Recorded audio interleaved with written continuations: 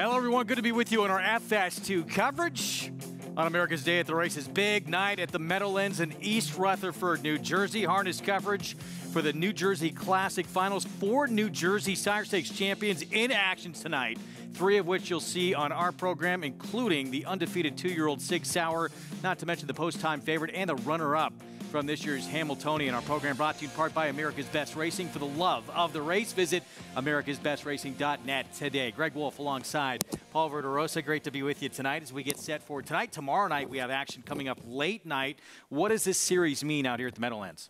So tonight's series is huge for the Horsemen when it comes to New Jersey Classic racing. It is great. It's what the appropriation money was meant for. It benefits the Sire program. The Pacers are starting to catch up with the Trotters as well, and it brings together a lot of the stars now that come out for good Jersey-bred money.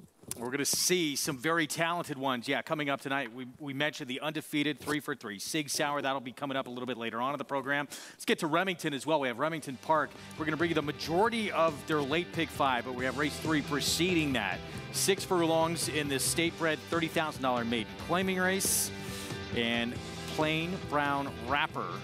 Right now, the 8 is the 2-to-1 current favorite. It's a first-time starter who is by Flat Out, who's 12% with his first-time 2-year-old starters. 9-5 now.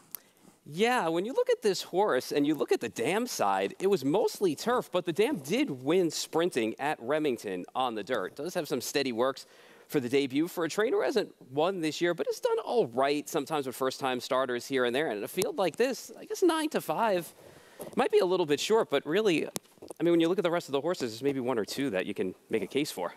There was significant trouble with Rocket Sox last time out, and that's one of the horses near dropping class. Most who started are tackling easier company here. This horse completely shut off, steadied, had to drop back. 3-to-1 right now from that outside post. I thought that one was really interesting. And despite the trouble, too, Greg, you know what? It was still an improved effort second time out for this horse, too. And now it's switching favoritism here, drop it down to 9-5. The only thing that scared me a little bit with this horse is despite the fact that it's got an outside post and does have some options here, trainer Brent Davidson's numbers, they're 2 for 18 with 2-year-olds going maiden special weight to maiden claiming at Remington the last 5 years. So it's an angle that really hasn't worked for him. But against this group, again, there's not much else you can go when you look past a couple of the favorites in here. When you look at some of the others that do have starts, and yeah, they've come against a little bit better company, but they didn't show a lot, did they? No, not really. CB's Flat Out the 3 drops in class here, backed up at the half-mile pole first time out. Although I will say the 4th place finisher in that race did come back to win on September the 1st. So maybe the drop in class here and a little second time, improvement with this horse may help a little bit getting out of the gate, especially down inside. You looking at this board and you figuring, is this significant money with the 8 Plain Brown Wrapper that this horse might be able to run a little bit? I would think so, especially against, like we've said, what you've seen with the other 2 horses that have put in okay efforts that are dropping now in class in here. And, sometimes you're just looking for a new face in a group of hungry horses. Potentially, back to that 10, too. I mean, that was against state-bred maiden special weight here at Remington and did show some brief early speed in that race as well. Yeah, and I like the outside post for this horse. It gives the jock some, options here. If they want to break, if they can get out in front, they can. If they want to sit a little bit off the pace, they can as well. So a couple of options there for that horse. And, I mean, at the end of the day, looking at the prices in here, I mean, I would just prefer the 3 just based on the fact with the drop down and getting a shot now second time out. All right, we're going to get to the Meadowlands New Jersey Classic Final, race 8. It's approaching the 10-minute mark to post. First up, this 3rd from Remington. 6 furlongs for these 2-year-olds. Let's go to Dale Day for the call. Plain Brown Wrapper. Last up outside will be the 10, Rocket Sox.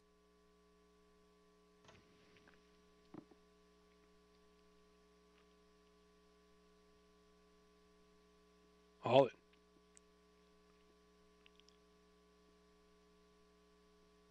They're off. Quick start. Rocket Sox launches away, out by 2 in the early going. Even Terms moves up into second. Now coming on to the inside, that CB's Flat Out. Honky Tonk Star is 4th early on, then DeRoy, followed by Booster at the rail, then QB12 trying to move up. And at the back, trying to stay off the back end, that's Plain Brown Wrapper. Up front, CB's Flat Out takes over away from Even Terms. Rocket Sox with a quick start. It's settled back in third. Now 3 off of it as they head to the lone turn. Boosters fourth, approaching the bend. Gap of 3 to Honky Tonk Star. QB12 working hard already as they reach the turn. Gap of 3 to Plain Brown Rapper. And DeRoy is at the back. In the turn, CB's Flat Out is opened up under Gonzalez out by 4. Now Rocket Sox is firing again. Quick start, laid back in the backstretch, coming on second now with a quarter mile to go. Even Terms is third, Booster fourth, QB12 is worked up into fifth, now moving up to the inside. That is Plain Brown Rapper. It's CB's Flat Out, clearing the lane, out by 5, Rocket Sox chasing. Even Terms third inside the furlong pole, and QB12 might be a minor player at the end, but CB's Flat Out has put this one away. CB's Flat Out by 5 and just cruising along the rail. Easy going at the end for CB's Flat Out. Rocket Sox, they're second. Even Terms holds third, and up for fourth, QB12. Top 3 finishers, all horses who had a race at least under their belt. CB's Flat Out able to get the win. Second start here, dropping a class. Made it look easy, too. Dropped and popped, and Goncalves put the horse right on the front. And the horse did it nice and easy. Came to him when they opened up at the half and started to turn for home here. And you really didn't ask him for much. They came down to the wire. Not a bad effort from Rocket Sox. Broke well, actually, and then Wisman just took back on him. So let the 3 get away, and speed killed in this race. 3:10, 4-2 finish in our first live action of the evening as we take a look at what's ahead, presented by Claiborne Farms. So, New Jersey Classic Final Series. First of those coming up, a 2-year-old fillies in race 8. Track conditions good. Remington, they are fast and firm. We'll have that Oklahoma Stallion Stakes in addition to our other Pick 5 coverage. We'll bring you the first 4 legs of that sequence coming up from Oklahoma City. You can play all the action by getting signed up started with NYRA Bets. Bet any track, anywhere, anytime. That's the offer, that $200 deposit match. Sign-up bonus when you punch in that for new members. Match $200 and sign up at nyrabets.com. Good luck to everybody getting involved tonight. Let's take a look at the schedule for tonight's action from the Meadowlands. New Jersey Sire Stakes champ buy around. We'll see in that 8th coming up, the undefeated 6 hour in that 10th for 2-year-old Colts and Geldings, and then that runner-up for the Hamiltonian. And that post-time favorite we'll see in that 11th for 3-year-old Colts and Geldings. With more on tonight's action, let's head out live to East Rutherford and Jessica Otten. Thanks so much, guys. It is a very exciting night of racing here at the Big M in East Rutherford, New Jersey. Now, the New Jersey Classic Finals are horses that are not only sired in the state of New Jersey, but they can be sired elsewhere as long as the mare, their mother, had residency in the state of New Jersey. So that helps keep horses here in the state of New Jersey and put on a nice stakes program here in the couple of weeks that we race at the Big M in September. We saw earlier on in the night, Newsroom is now 5 for 5 as a freshman. He's a 2-year-old colt pacer. He paced in 49-4 tonight for trainer Joe Holloway and driver David Miller. He's an always be Mickey, so he's a PA sired horse, but because of the mom's residency in the state of New Jersey, he was eligible to the New Jersey Classics, and it really does help keep horses or limit horses travel when they're young throughout the summer. The horses only raced in the state of New Jersey in the kindergarten, the Tompkins, and now the New Jersey Classics. Now he'll be able to travel for the second part of the season, but he'll still be fresh because he won't have all those miles on the road in him. So it's very interesting to see these horses pop up here, horses that we might not see on a regular basis either. So very much looking forward to a couple of horses that we have saw throughout the summer here. Sig Sauer, like you had mentioned, undefeated by a round, who's only lost once.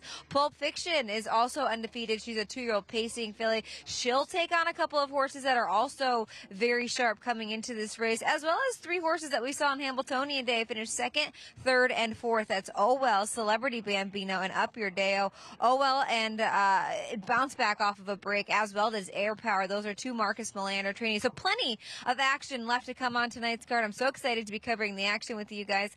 We'll send it back to the guys at the desk. Thank you, Jessica. We're looking forward to it. We're going to take a timeout. When we come back, who's the best 3-year-old in the land and who's potentially the favorite as we move to the Classic? They might be one and the same. What a summer for Arcangelo, the Belmont Stakes and Travers winner. We'll talk about his prospects for a championship when we come back. Warfront. This son of Danzig ranks among the world's elite sires. ranked #1 by percentage of stakes winners, graded stakes winners, and Grade 1 winners. No stallion has a better strike rate. Warfront is the sire of over 100 lifetime stakes winners, including some of the sport's most talented runners both at home and abroad. Down to the wire, Verstappen. War Bomber in front, War Bomber. War Bomber's won the King Edward. Warfront, standing at Claiborne Farm.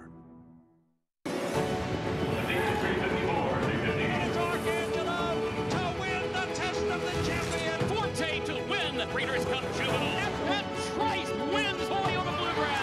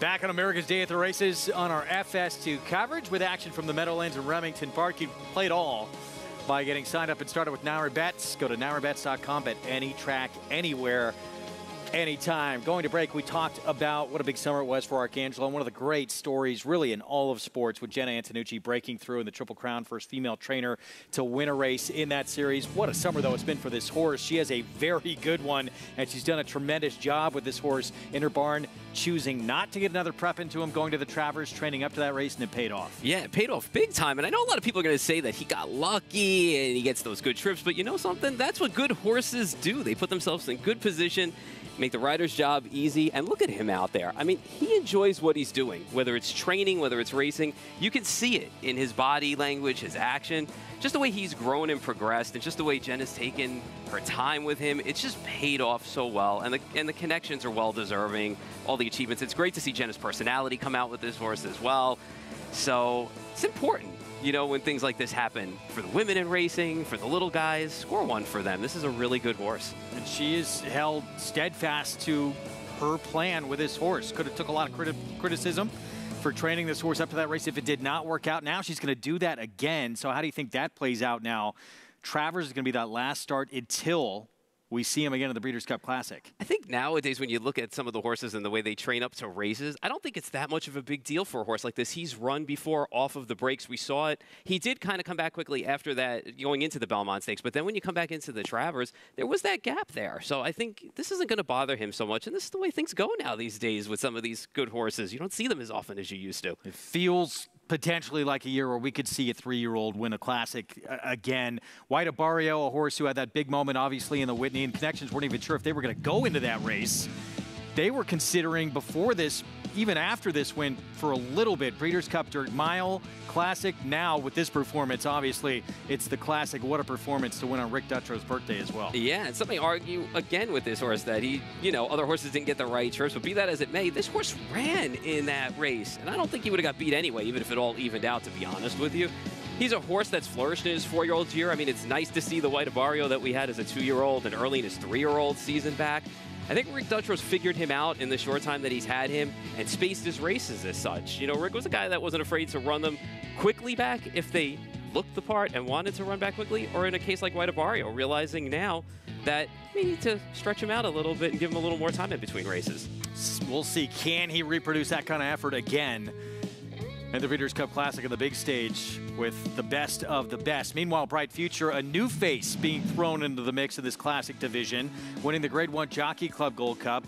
And Javier Castellano, does he have another decision to make? I don't know. I think you'd go with Arcangelo here. I mean, I know Bright Future has picked things up here, and he's had back-to-back good trips with good early position. I mean, can't miss that white blaze. I love that about that horse, too. He was an okay 3-year-old, but he stepped it up here at 4. I mean, it was only his second stakes race appearance. Made the most of it, too, by winning Grade 1.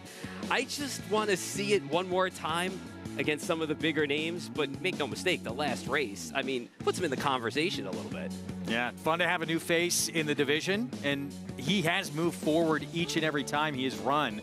So legitimate performance, but yeah, notice it. He's going to be on the favorite likely with Arcangelo in the Classic. I would expect him to be staying there. I was kidding a little bit, but he had that big decision. That was the biggest decision everyone was talking about over the summer. Would he go to the Derby winner Mage or to the Belmont winner Arcangelo? He chose Arcangelo, and you would think that's where he is going to stay as we take a look at potentially who's going to line up both Go Rocket Ride and Arabian Night. Those other 2 3-year-olds out of the West Coast, they ran 1-2. Won by Arabian Night in that Pacific Classic against the older horses, too. They're serious contenders. Yeah, you know what? When you look at it, like you said earlier, this is the year that you feel like if you're going to have a 3-year-old win against those older horses, it might be this year for sure when you look up and down that list, because you just don't see an older horse that stands out that you're like, wow, I got to gravitate to this horse. It's going to be fun. We got some time until we get there, including some big preps that we're going to see on this circuit here in New York. Let's get to the New Jersey Classic Finals for 2-year-old fillies. Post time coming up, and a lot of talk about Buy Around, New Jersey Sire Stakes champ, but right now, 4-1. Let's take a look at Sunkissed Beauty here. Yeah, consistent type from the Swanstedt barn. Got a nice patient ground-saving trip. Came home last time in that new lifetime mark of 154 in the limb. Has a nice rail drawer tonight. Stay close, should improve. 5-1 from that inside post. Warrawee Michelle will have Dexter Dunn in the bike. I like this horse, you know, at a price. Second of the Swanstedt duo. Just lost as the big favorite last week when run down by Chap Armbro. So Aki turns the reins over tonight to Dexter Dunn. That's huge, actually, getting cash over like Dexter. Could be a factor at a price. And is this the one, and here is the 2, is this the one who's going to be setting the pace early?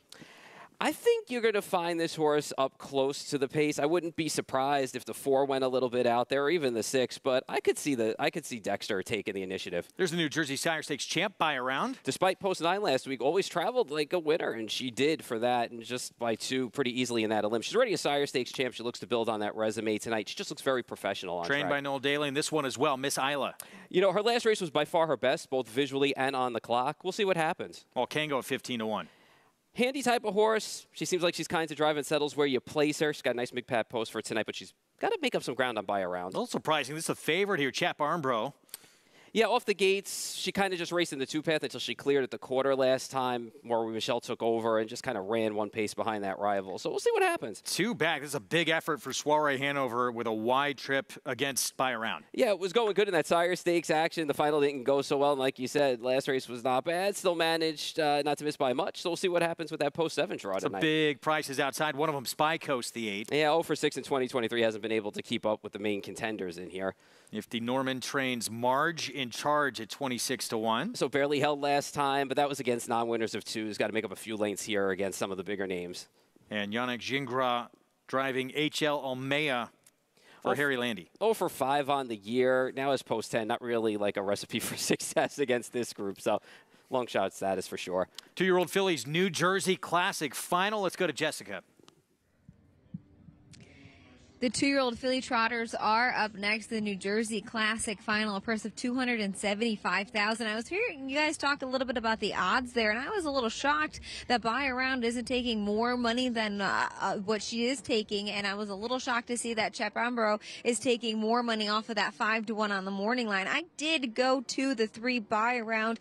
Andrew McCarthy, Noel Daly, a potent pair here at the Big M, especially with these 2-year-old trotters. A winner from post 9 in her New Jersey Classic Olympic elimination. Got away in the middle of the pack, was able to save ground, pick up cover, and trotted home strongly in 27-1, 54-3, winning by a length and a half. So plenty left in the tank. I think that time off after her New Jersey Sire Stakes final win back on Hambletonian Day. They re-qualified her 2 weeks ago, so she had a couple of weeks off to freshen up and coming into that race. Obviously, with winning that elimination, she was able to get a good post 3 perfect. You're getting a good price at 3-1 right now, like I had mentioned. Noel Daly, Andrew McCarthy, a potent pair here. I next went to the 5. You're getting 13-1 on Wall Can Go. Jim Campbell, Todd McCarthy, a horse who's been chasing down Buy Around. If you look at those last couple of starts, that's the horse who has been beating Wall Can Go. She's got 1 win from 5 starts this year, 3 second-place finishes, a very good price at 14-1 to finish out those exactas, and she trotted home strongly right behind Buy Around last time out. She gets a perfect middle pack post to work with. She shows plenty of versatility, although I do think she is better chasing horses now, not having to do the heavy lifting on the front end.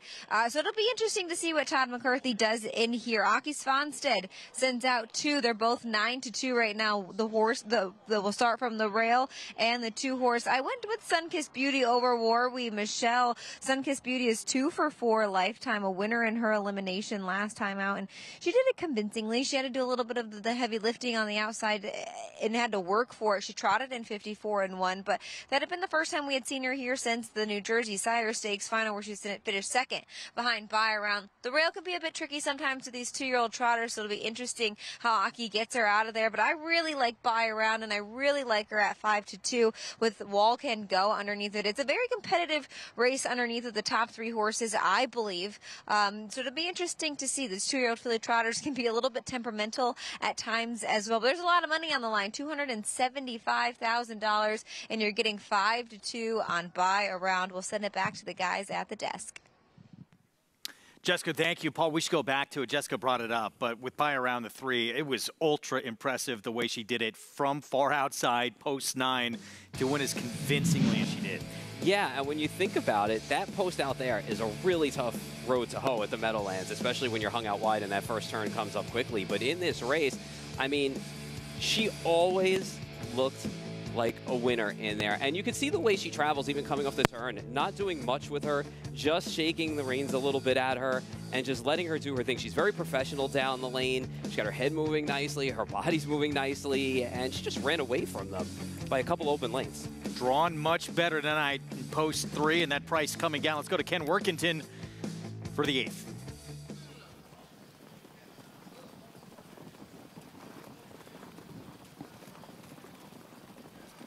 Eighth race, field is in motion.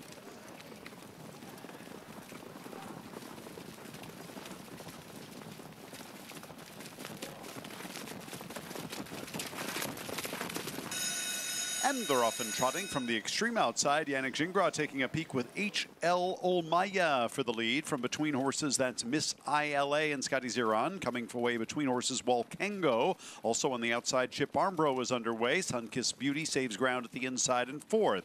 Then it's a length back at the inside. Warwe Michelle is 5th. 2 lengths back to Buy Around in 6th. Soiree Hanover is 7th. Spy Coast is 8th with Margin Charge 9th, and H.L. Omaya backed off that early leave attempt and now trails the field in 10th. They hit the quarter in 27 1/5 seconds, and up the backstretch they go. Chip Armbro has made it to the front for Brian Sears here by a length and a quarter. Back in the second spot is Wall Can Go. Then it's a length to Miss ILA in 3rd. Sunkissed Beauty is 4th. 2 more back to the other Swanstead trainee, Warwe Michelle in 5th, followed by Buy Around in 6th. Another length has Soiree Hanover 7th, followed up by Spy Coast. Margin Charge shooting the gap at the inside in 9th, and H.L. Omaya the trailer. They race up past a half in 56 seconds flat, and it's Chip Armbro, 9-5 favorite, leading it here a length and a quarter over Wall Can Go. Miss ILA is 3rd, and now here's Sunkissed Beauty. First up for Svanstead on the outside from 4th, towing his entry mate Warwe Michelle into contention on the outside 5th. Margin Charge made up a ton of ground along the inside in 6th. Buy Around the outside 7th. H.L. Omaya is 9th. Then it's Soiree Hanover on the outside, and the trailer is Spy Coast. They race to 3/4, 125 flat, and Chip Armbro Farnborough at the inside still has the lead, but here comes Walkengo on the outside, second at Challenge. Sunkissed Beauty on the outside, third. Here's Warrowy Michelle, who's kicking in strongly for Dexter Dunn, but it's still Chip Farnborough with the lead. On the outside, Warrowy Michelle. Between horses, Walkengo. Far outside, Soiree Hanover is flying. Chip Farnborough, Soiree Hanover to get it all. Soiree Hanover at 6-1 picks up the victory from far back in 153-1. Photos all the way around for second, third.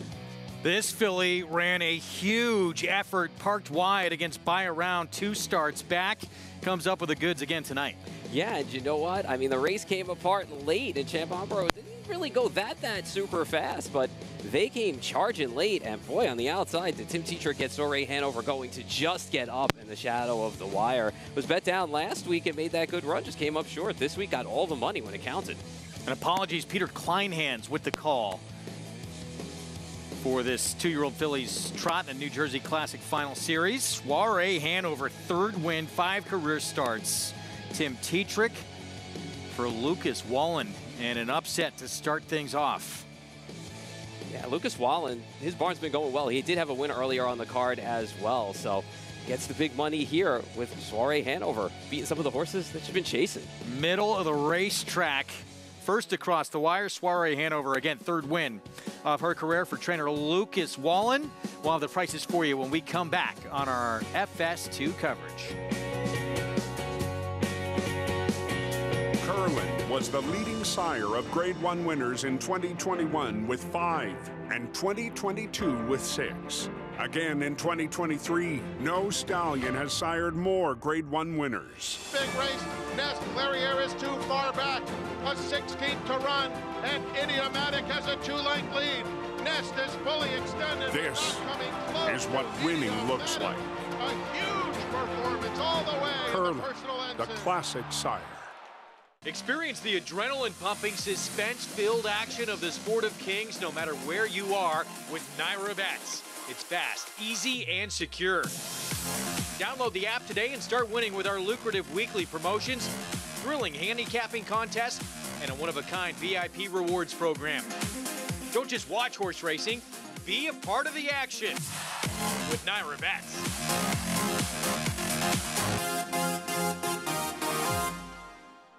Purple Haze Standardbred Adoption Program in Oxford, New York was created in 2018 by Wanda Palacini to provide training to transition for finding homes and new careers for horses. Horses are started with groundwork and then ridden in an arena before moving on. Horses at Purple Haze are then evaluated and adopted out based on abilities and temperament. If you have a horse that you care about, or if you are looking for a great pleasure horse, contact Purple Haze Standardbred Adoption Program at 518-669-2715. Just 1 year after expanding their global footprint to Kentucky in 2013, Liliana Soleri and Carlos Heller's Don Alberto purchased the dam of leading Eclipse candidate Arcangelo, who captured the Belmont and Travers Stakes against the best of his generation. This September at Keeneland, we are proud to offer 50 outstanding yearlings by the world's leading stallions, hailing from some of the best pedigrees in the stud book today. Don Alberto at Keeneland. Silver State's somewhat of a throwback stallion. He was very durable. He won 6 times in a row across multiple tracks, Churchill, Oaklawn, Belmont, and he won the Grade 1 Met Mile, which is a very nice stallion making race. Beat Horse of the Year Knicks Go, which he was the only horse to defeat Knicks Go the year they were running. Finish in the Hillendale Met Mile, and it is Silver State to make it 6 in a row. And his first falls have hit the ground, and we love what we've seen. He's throwing amazing consistency. There's plenty of substance and leg. We're really happy with what we have on the ground. And I don't think I've ever had more people tell me about a first-year horse than I have this year with people with Silver State foals. He's an imposing horse. Everyone that comes to see him that first year, it was amazing. They would come and see him, and they'd walk right into Bernie's office and sign a contract, or even ask if they could buy a share. The response to him has been phenomenal. He bred the most mares of any stallion that's ever been at Claiborne his freshman year. Very encouraging for the future, and hopefully we can get lucky.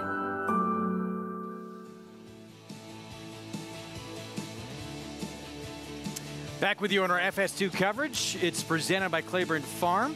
100 years of doing the usual. unusually well. Get your prices from the Meadowlands in a moment. When we go to Remington, late pick 5 starts here, about mile distance on the turf to start it off. $30,000 claiming race for non-winners of 3 Life.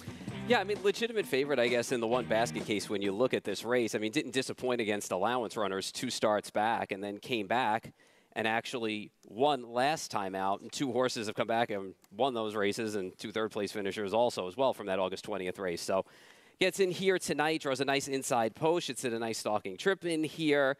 At 2-1, not a bad horse to take here. I got my eyes, though, on a little bit of a price, the 8 Caddy DeVille in here, going out for Alex Hartman. You know, when you look at this horse, it's the first time that this horse is getting on the grass, has influence on both sides. And actually, Summerfront was Christophe Clement horse, won the Hill Prince around here, going back years ago. And new surface, new face, drops first-time tag here. Probably will sit a nice little stalking trip from the outside as well, have a little bit of options to it, 9-1. I think that's another direction you can go in here.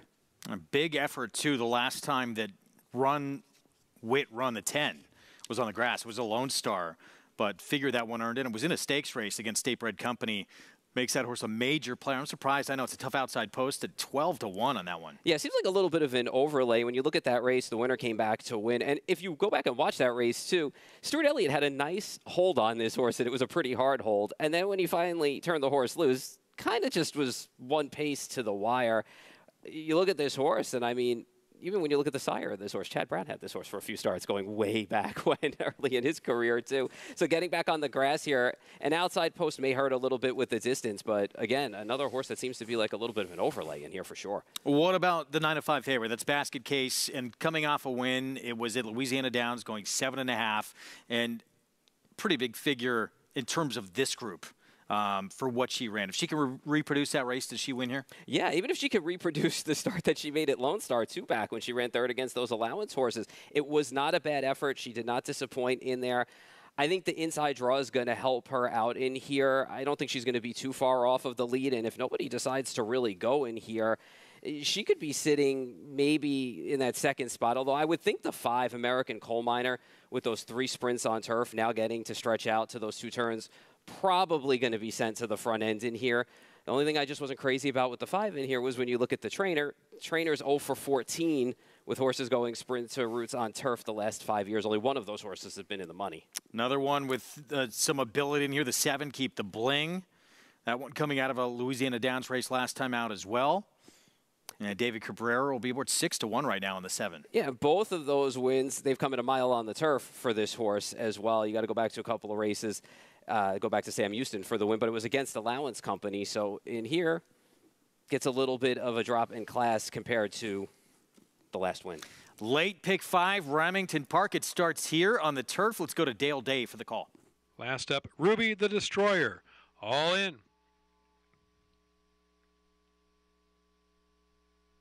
They're off. Late pick 5 underway. Basket Case came away sharply on the inside. Now American Coal Miner moving forward along with Ruby the Destroyer right there outside of her. Passing the line, it's American Coal Miner. Now charging up back inside. Basket Case wants a piece of the lead. Ruby the Destroyer settles in 3rd as they reach the turn. Caddy DeVille over to the rail to save ground. 4th, about 5 from the front. Then it is outside to Run Wit Run. Back to the inside for Triple L's Cutter. 2 more to Hourglass Figure. Moving well to the outside now is Grass Queen, and the back pair are Poetic Union and Keep the Bling. They are spread out to the backstretch after an opening quarter in 23.93. American Coal Miner up by a neck over Basket Case. They are almost 9 clear of Ruby the Destroyer, who is 3rd. Caddy DeVille just outside of Ruby. Gap of 4 more then to Triple L's Cutter. Run Wit Run, half mile to go. And outside then Grass Queen is next. Hourglass Figure has 2 beaten at the moment. Keep the Bling. And at the back, Poetic Union. To the far turn after a half and 48.1. Up front, it is Basket Case. Now being caught with American Coal Miner, who disappeared for a second from view, but right there, eclipsed by Basket Case. Basket Case, American Coal Miner. Here comes Ruby the Destroyer, much closer now. Caddy DeVille backs up 5th. Triple L's Cutter coming on as they reach the top of the lane. It's Basket Case on top by a neck. Triple L's Cutter pouring it on. Outside, Keep the Bling full of run. American Coal Miner's still there. Basket Case now with the lead. Triple L's Cutter chasing in the final strides. Basket Case trying to hold off Triple L's Cutter to the line. These two noses on the line together, and in between them, hidden was Ruby the Destroyer. Three-way photo for the win. Hold all tickets. Three of them right there at the wire. It looked like Basket Case did such a phenomenal job, hounded by this 5 throughout much of the race. But here come two more to make it very tight at the wire, including this big long shot, Ruby the Destroyer, the 9. Yeah, I'm looking to see where the wire is here. I think Ruby the Destroyer got it by a head, to be honest with you. We're going to have to wait for like a straighter angle to find out what happened down there. But, man, you know, Basket Case did everything right, but probably win the race here. I mean, the 5 went out there, as we talked about earlier, with American Coal Miner, and Basket Case decided to hold that inside position and take the race to her. So if it is the 9, it's 47-1. Wow. And you know, on Ruby the Destroyer. And the crazy thing about this horse, Greg, is the horse was dropping for the first time. It was first time routing on the turf. And if you go back and look at the race from Sam Houston, the horse actually got bet in that 5 furlong race that day. Gave way a little bit. Much on it, though. Yeah, but gave, you know, but still, it still took some, I know, but still that took some, the 9 got it. Wow. I mean, really, when you look at this race, Basket Case did everything right, but win the race. We talk all the time about keeping your forward momentum, and you're on the best horse and right up front, and Basket Case did that, just didn't win the race. Second biggest price on the board, 47-1. Yeah, the only prior turf start, it was a 5 furlong turf sprint. Did not show much ability on that surface that day. Very different story today. Did get, obviously, a bit of a setup here in this spot because in defeat, yeah, Basket Case challenged by American Coal Miner throughout and still right there at the finish, comes up just short. Prices from that coming up in a moment. 47-1 start to the late pick 5 at Remington. Let's go back to the Meadowlands. Soiree Hanover in the New Jersey Classic Final for 2-year-old trotting fillies at 6-1. Tim Tetrick for Lucas Wallen. Yeah, this was a good run. You know, this horse, they didn't go super fast early, and he really just tipped out, and he was in the middle of the track and ran them down when this race started to come apart late. So a good effort for a horse. If you got off of last week and got back on, you got 6-1 on. Let's go to Jessica. Soiree Hanover takes the New Jersey Classic Final for the 2-year-old trotting fillies, joined by winning trainer Lucas Wall. And Lucas, let's talk about this filly earlier on. She started her career 2 for 2, and then maybe just not much luck in that New Jersey Sire Stake Final back on Hambo Day. No, correct. Actually, she started out fantastic, and she raced good in the final, but missed a little bit of luck there. So, but still put in a good effort, and then we gave her a couple of weeks a little easier, and last week she did it okay also. Yeah, she had that whole month off going into it where a lot of those horses qualified or raced. Did you think she just needed that start coming into that race? Yeah, probably. You know, we didn't go faster than 2:40 with her between the final and the elimination. So Tetrick gave her a nice prep there and made it to the final, and we knew that she would step up for this race. She stepped up for this race. She was dismissed by the bettors here as well. What were you thinking turning for home? She ended up being 5 wide here in the stretch. Yeah, maybe a length or two too far back, but I know she can really close, and but I would, in the last turn I was happy if we would finish third. So, but she put in a big effort. She looks like such a sweetheart on the track. She's got plenty of tactical early speed, and we saw her chase down horses tonight. I mean, she just seems to be doing everything right. Yeah, she have actually done that since the day we broke her, and she haven't done anything wrong. And she is a sweetheart on the track there, and the groom, she does a fantastic job. She's a little handful there in the barn, so she does a really good job. Nice job and congratulations. Thank you. There you have it. Soiree Hanover takes the New Jersey Classic Final for those 2-year-old trotting fillies. Back to you guys. Jessica, thank you. We're going to move along to 3-year-old fillies trotting for $275,000 purse in this New Jersey Classic Final here in the 9th. Even money. This should change on Tactical Mounds. Secret Volo expected to take a lot of money. Coming off a bye last week, had broken equipment last time out. Marcus Melander will send that one out. We'll talk more about this 9th when we come back. We're going to take a timeout. One of the premier runners we're going to see on our program tomorrow night. This man's part of the ownership group. Legendary track announcer Tom Durkin will tell you the story behind Sponzano. We'll see it at Scioto Downs on Saturday when we come back.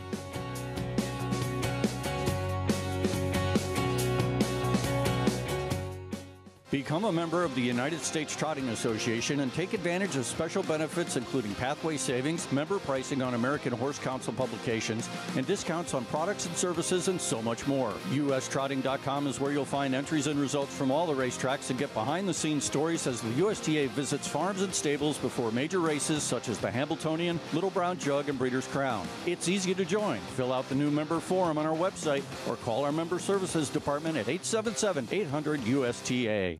Monday, September 18th is the biggest day of the year at Presque Isle Downs with a $150,000 Presque Isle Mile plus a $300,000 Grade 2 Presque Isle Masters. The Masters is a key prep for the Breeders' Cup. Just last year, P8 bred superstar Caravel became the 8th horse to run in the Masters before achieving Breeders' Cup glory. It's the Presque Isle Mile and the Presque Isle Masters, Monday, September 18th at Presque Isle Downs, Erie, Pennsylvania. For more information, visit PresqueIsleDowns.com/racing.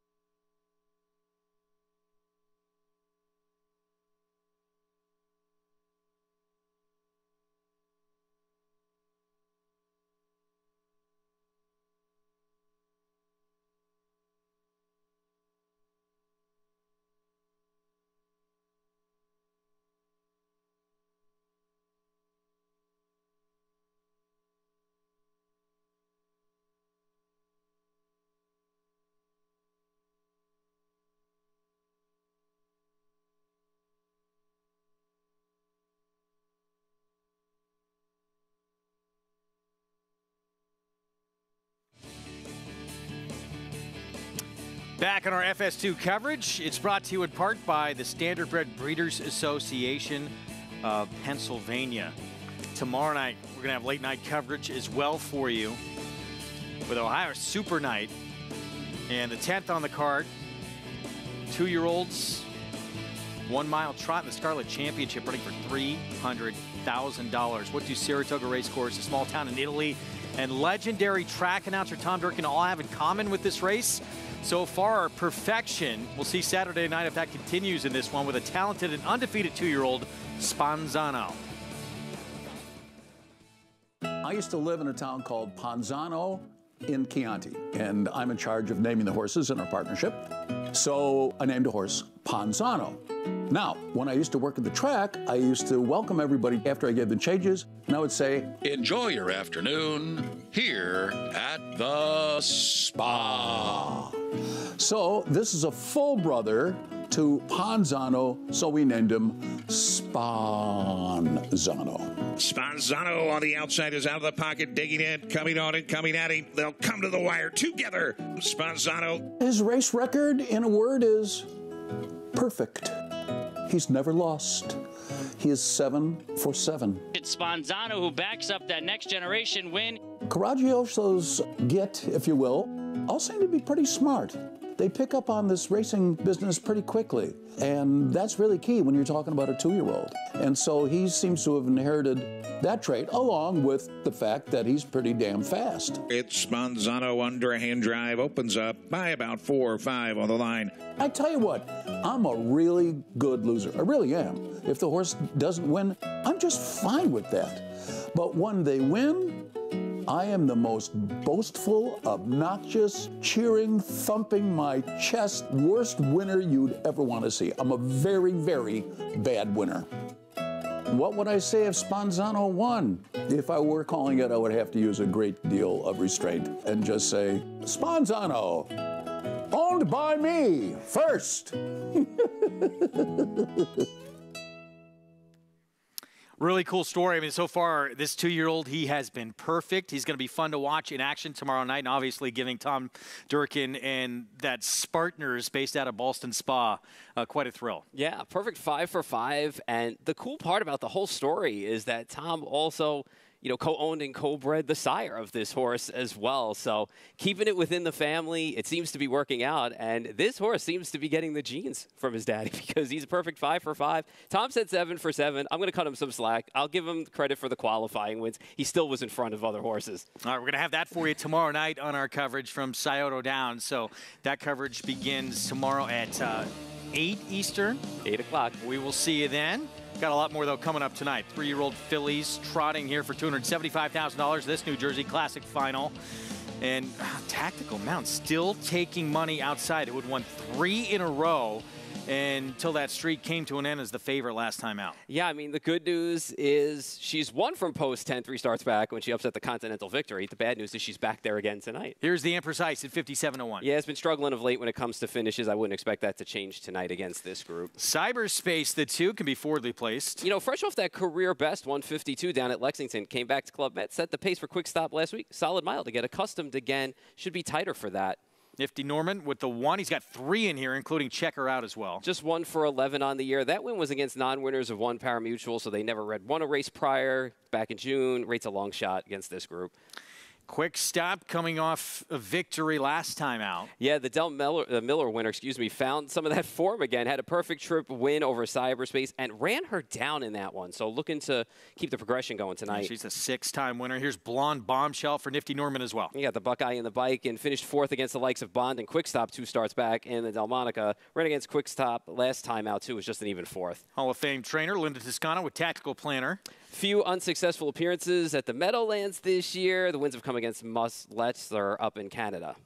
5 for 8 in 2023. Here's the Wise One with Dexter Dunn on the bike. You know, last week was a weird trip. Kind of left, got overtaken by Quick Stop, then Cyberspace, which pushed this horse in a bad 3 spot on the rail, and then moved. Dex Chirp wasn't much there. We'll see what happens tonight. This filly equipment issue last time out and was only beat a length in the Hamiltonian Oaks. Yeah, you could toss the equipment breaking over Pocono and comes in off the bye. So I just don't want to see that horse on the lead early. I want a helmet to chase with that horse. Her stablemate right next door, Swanky Hanover. Came off that 6 scratch, finished 6th in the elimination last week, rode the rail basically all the way around. And again, Tactical Mounds, that 3-race win streak coming to an end last time out. You know what, though? She ended up out for quite a bit, and she was in some dead flow, and she made up some ground to be 5th anyway in that race. But she came home in 26-4.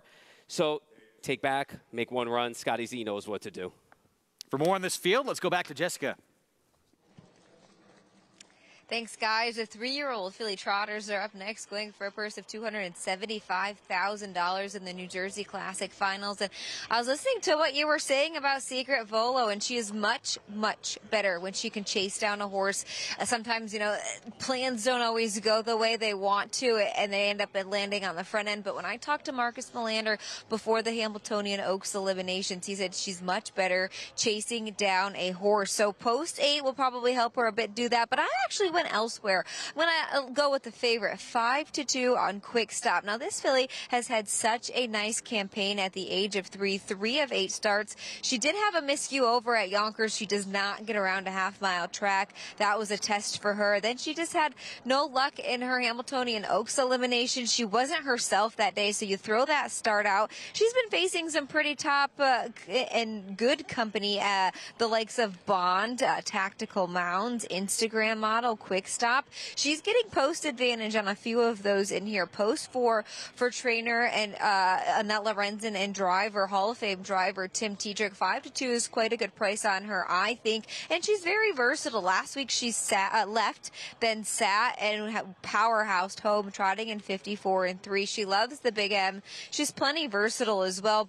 So I put her on the top of my ticket. I did use Secret Volo, the co-favorite in here, 5-2 post 8. Like I had mentioned, I do like her more off of a helmet, and that's exactly what Marcus Melander told me a couple of weeks ago. Hopefully she gets put in a situation where she can chase down horses. And we saw Cyberspace earlier on the screen during the post parade. I don't love how ranked that she looked. She is the daughter of Wallner. She was 2nd in her elimination against Quick Stop last time from post 7. Parked to the quarter, and she was the one who did all the heavy lifting on the front end.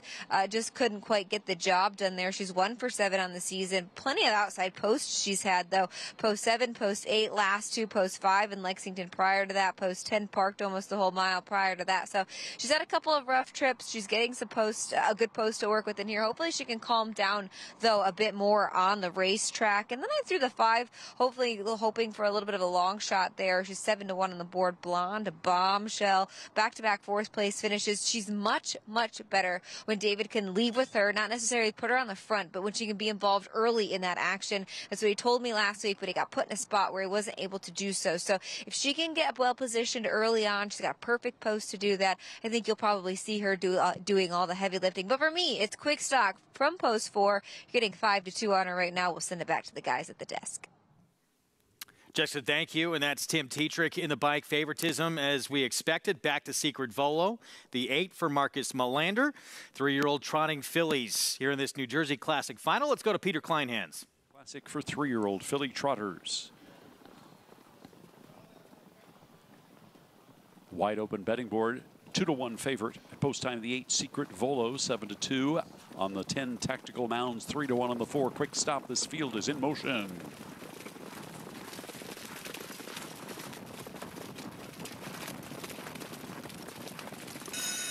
They're off and trotting the Wise One from the center of the track for the lead. Blonde Bombshell between horses is second. Quick Stop along the inside coming away third. The Empress Ice is fourth at the rail, followed up by Cyberspace in fifth. Then it's a length back looking for a spot from in between horses is Secret Volo, and he finds one in sixth. Then it's Check Her Out. At the back of the pack is Tactical Planner and the trailer Swanky Hanover. They head up the backstretch now, and here comes the Wise One and Dexter Dunn to take command off a first quarter. On the inside, Quick Stop is second. 28-2 is how long they took them to go that far. Tactical Mounds from post 10 is continuing on up for Scott Zeron, third, second, and moving to take the lead. Then it's 2 lengths back to the Blonde Bombshell, who's fourth. The Empress Ice fifth at the inside. Another length back, Aki Swanstead and Cyberspace trot along in sixth. 2 lengths behind that one to Secret Volo in seventh. Then it's another length. Check Her Out is eighth. 2 lengths back to Tactical Planner ninth, and Swanky Hanover is the trailer in 10th. They're single file up the backstretch off a half and 56 flat. Second quarter 27-3, and Tactical Mounds is taking no prisoners tonight. She's on top by 2 over the Wise One. That's Quick Stop right there in third. Another length back has Blonde Bombshell fourth, looks ready to tip to the outside. The Empress Ice along the inside is fifth. Then moving on the outside, here's Secret Volo, but a bit stalled in sixth. That's Cyberspace seventh at the inside. Check Her Out behind the Dull Flow on the outside is eighth, followed by Tactical Planner ninth, and to the outside Swanky Hanover as they turn for home. It's Tactical Mounds, 3 quarters, 124-1, and she's showing no signs of letting up at this point, on top by 3. But here comes Quick Stop out in the center of the track second, now dives to the inside. The Wise One between horses third, far outside Blonde Bombshell. Tactical Mounds drifting out but still leading it. Quick Stop trying to come through the inside, far outside Blonde Bombshell. Tactical Mounds, Quick Stop at the inside. Tactical Mounds, Quick Stop, Tactical Mounds. Tactical Mounds holds on and wins it by a neck over Quick Stop. On the outside, Blonde Bombshell got third in 152-1. Tactical Mounds determined down the stretch, and now 4 wins in the last 5 starts for this filly. The early money was right. This was not the trip that I was expecting for this horse, but Scotty Z knew what he had underneath him, sent her from the outside post, and she was parked for quite a while. It took her past the quarter to finally clear. And then he opened up and held comfortably for a while, and she was getting out in the lane. She was definitely getting a little bit tired by mid-stretch, but she had enough to hold on over Quick Stop, who ran a good race. Quick Stop ended up having to make that first over move. Nobody came from the outside because the flow was pretty dull, but dove inside, just couldn't get there in the end. Good run from Tactical Mounds, and this is a tactic we haven't seen from her in a very, very long time. You're not supposed to have this much success from post 10, are you? Well, when you're Scotty Z and things have been going right in 23, sometimes it comes up aces. You know what? He took the initiative in here, too. And sometimes you just know what's underneath you, and you just got to get to the front from an outside post, or at least find position. And tonight he found himself on the lead. Won his 3rd Hamiltonian this year on Tactical Approach. He did that from post 10 as well. Wins here on post 10 with Tactical Mounds. 4 wins the last 5 outings for this 3-year-old filly.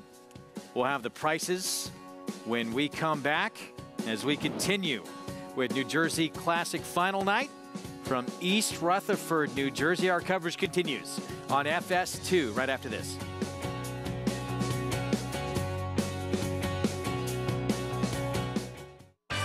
Ever dream of owning your own racehorse? How would you like to get in the winner's circle? With the #1 harness racing partnership in the U.S., VIP Stable. There's nothing like the thrill of your horse coming down the stretch. To find out more, call VIP Stable at 877-VIP-WIN1 or visit us on the web at www.vipstable.com. Turning horse racing fans into racehorse owners. Be a winner. RaceLens is the most in-depth product in horse racing with unique features found nowhere else. True odds, predictive analysis, and pace projection. RaceLens. It will change the way you follow horse racing and take your game to the next level.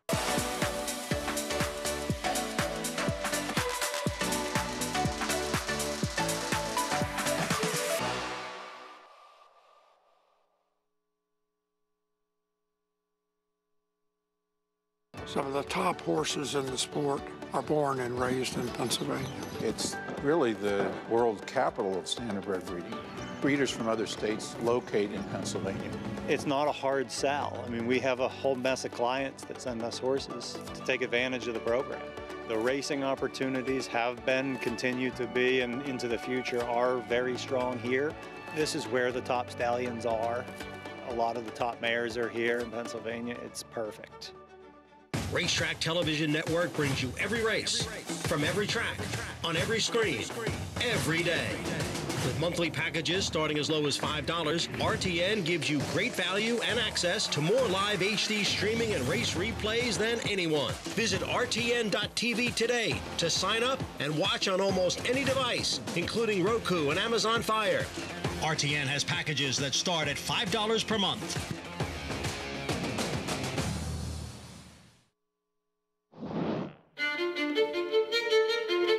The morning of the 149th Kentucky Derby started out with great disappointment for Hillendale owner John Secura. The favorite is out. Announced this morning, Forte will not compete in the Kentucky Derby.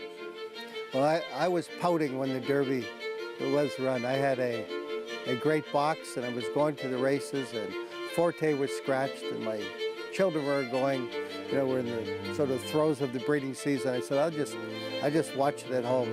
They're in the gates. And not that I didn't think Mage had a chance to win. I thought he did. Entering the backstretch run, Mage's 15th. The drive to Churchill is an easy one when you win. It's a long one when you get beat. But there's one furlong to go. Two Phil's fights on, but Mage has taken the lead. Was jumping up and down. Time is running out to catch Mage. There was nobody here to see my antics. Mage digs down deep, urged onto the wire to win the Derby. I just enjoyed and drank in the moment of that achievement, and then the next day we went to the barn and celebrated, and Barbara Banke came over and felt a deep personal and equine connection. She's been such a great partner. We've had great luck together, and we enjoyed the moment of seeing Good Magic basking in the glory of the afterglow winning the Derby, and Curlin was right next to him. It was almost like he looked over and said, "Good job, son, you've got a long way to go, but keep it going." Similarity I see when I see them next to each other is today's legacy and the future legacy.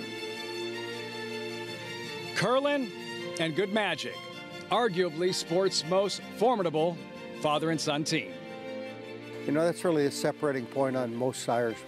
When you can sire Grade 1 winners and horses that compete at the highest level of racing, that's what breeders are really looking for. It's very hard to do. That genetic switch is either on or off, and when it's on at the highest level, like Curlin and now Good Magic, it's really the epitome of what you could expect from a stallion. Incredible story, two-time Horse of the Year. His son, 2-year-old champion, and both tremendous at stud. Our program brought to you in part by Hillendale at Alapa. Continuing live coverage from the Meadowlands and from Remington. The Late Pick 4 up next out in Oklahoma City. 6 furlongs main track, and these are Oklahoma breds. Allowance rates for non-winners of 4 lifetime. And Banjo Bear the 2 and the 7 Salt Creek Kid look like the 2 main players here. Yeah, I agree.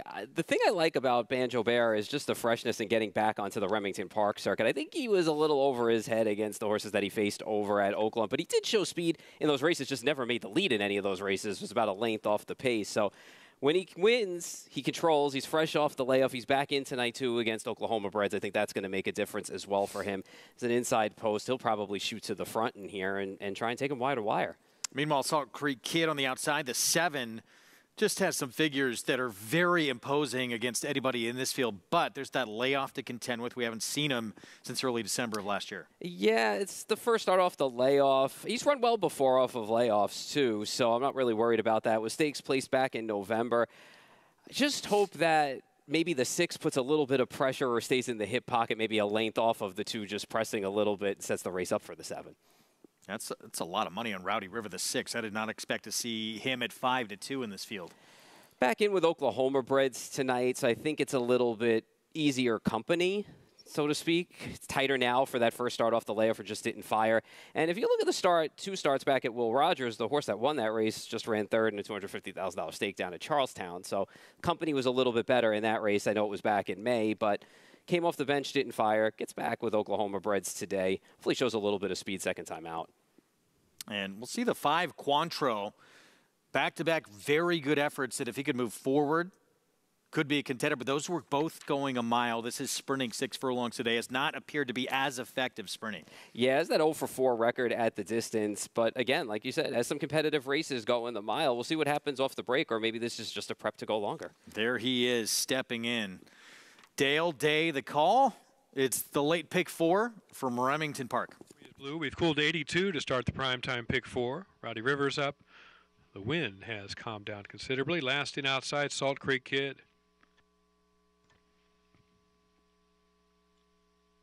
They're off. Primetime pick 4 underway. Clean start. Quantro and Banjo Bear will hook up early on. Now Rowdy River getting into it 3rd toward the outside. Forwardly placed for a moment with Stormy is Blue, now backing up. To the outside, Salt Creek Kid is bobbing noses with Dancy Devil to the inside against Stormy is Blue, the trailer, 6 from the front. Midway up the backstretch, it is Quantro by a half length over Banjo Bear with a half mile to go. Rowdy River is 3rd. Salt Creek Kid is right there 4th, only a length and a half back, wide but in the mix early. As they go to the turn, Dancing Devil parked behind traffic in 5th, and 4 better than Stormy is Blue. Opening quarter in 22.91. Midway through the turn, Salt Creek Kid's going to fire now to the outside and wide, but going for the front with a quarter mile left. And Salt Creek Kid by a neck over Rowdy River. Quantro inside at the rail. Backing up Banjo Bear. Dancing Devil now has room, but has a lot of work to do. Into the stretch, Rowdy River engaging Salt Creek Kid. And Salt Creek Kid has a little more as they reach the furlong mark. And up by a length. Rowdy River 2nd. Here comes Dancing Devil full of steam chasing Salt Creek Kid at the 16th. Salt Creek Kid opening up now by 3. Dancing Devil giving a big chase, but it won't be enough. Here's the line, and Salt Creek Kid wins it by 2.5. Dancing Devil 2nd. Stormy is Blue charged on and may have caught 3rd over Rowdy River. Welcome back to the racetrack. 5-year-old, first start of his 5-year-old campaign. Salt Creek Kid, much too good for this group. Yeah, got the right setup, but just with the wrong horse. That we thought the 2 was going to go to the front, but you made a case for the 5, and the 5 went up there and cut the fractions in here.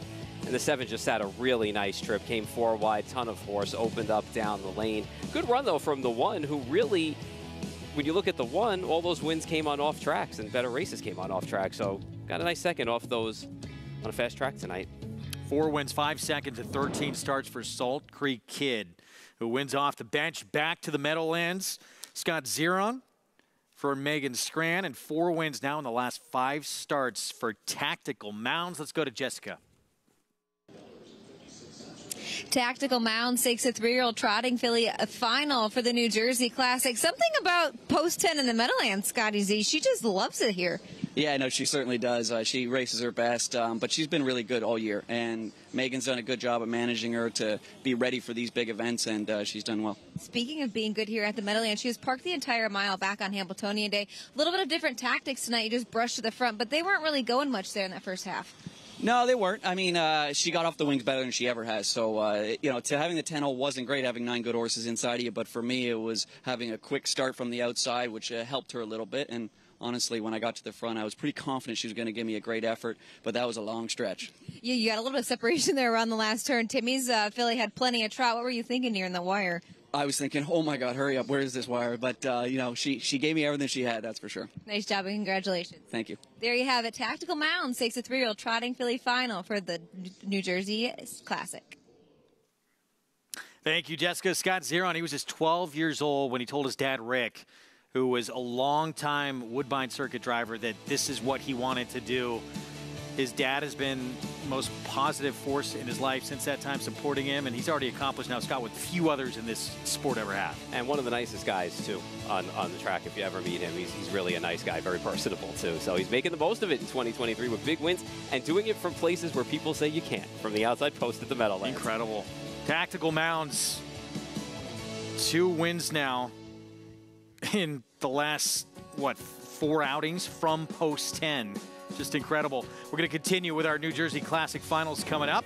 2-year-old Colts and Geldings trotting for $275,000 to come. And we'll talk racing returning to the Big A when we come back. Stick with us. A lot of big races to come here in New York as we head back downstate.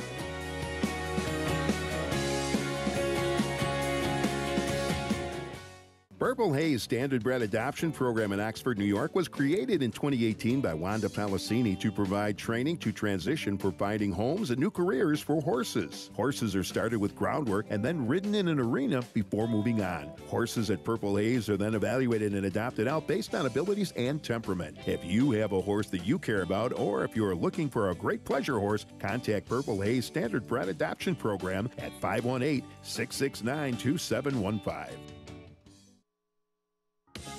Want to know a secret? The Massachusetts Breeding Program pays huge bonuses for finishing first, second, or third at any racetrack in the country. You didn't know that, did you? Massbreds get paid up to an additional 25% of their purse earnings for the owner, and breeder, and stallion owner, and developer. It's the best kept secret in racing, till now. Tell all your friends, and to learn more, visit massbreds.com.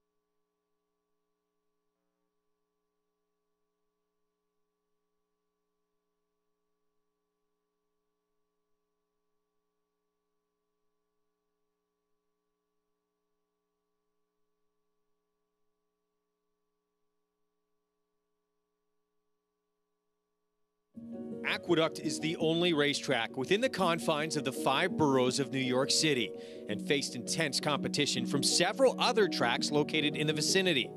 True to its nature, the racetrack not only survived, but thrived. Aqueduct underwent an extensive 3-year overhaul and reopened on September 15, 1959, to much fanfare, as it was one of the most modern facilities of its kind. In 1960, Aqueduct presented its first Wood Memorial. The race is New York's premier prep race for the Triple Crown and remains one of the track's signature events, along with the Cigar Mile Handicap and Remsen Stakes. Aqueduct was the first and only track to have a triple dead heat win in a stakes race when Brownie, Bousset, and Wait a Bit hit the wire in tandem. In 1965, it was the site of the largest crowd ever to witness a thoroughbred race at that time in the Empire State, when more than 73,000 packed the stands to see Gunbow in the Metropolitan Mile. The legendary Cigar began his famous 16-race win streak at Aqueduct.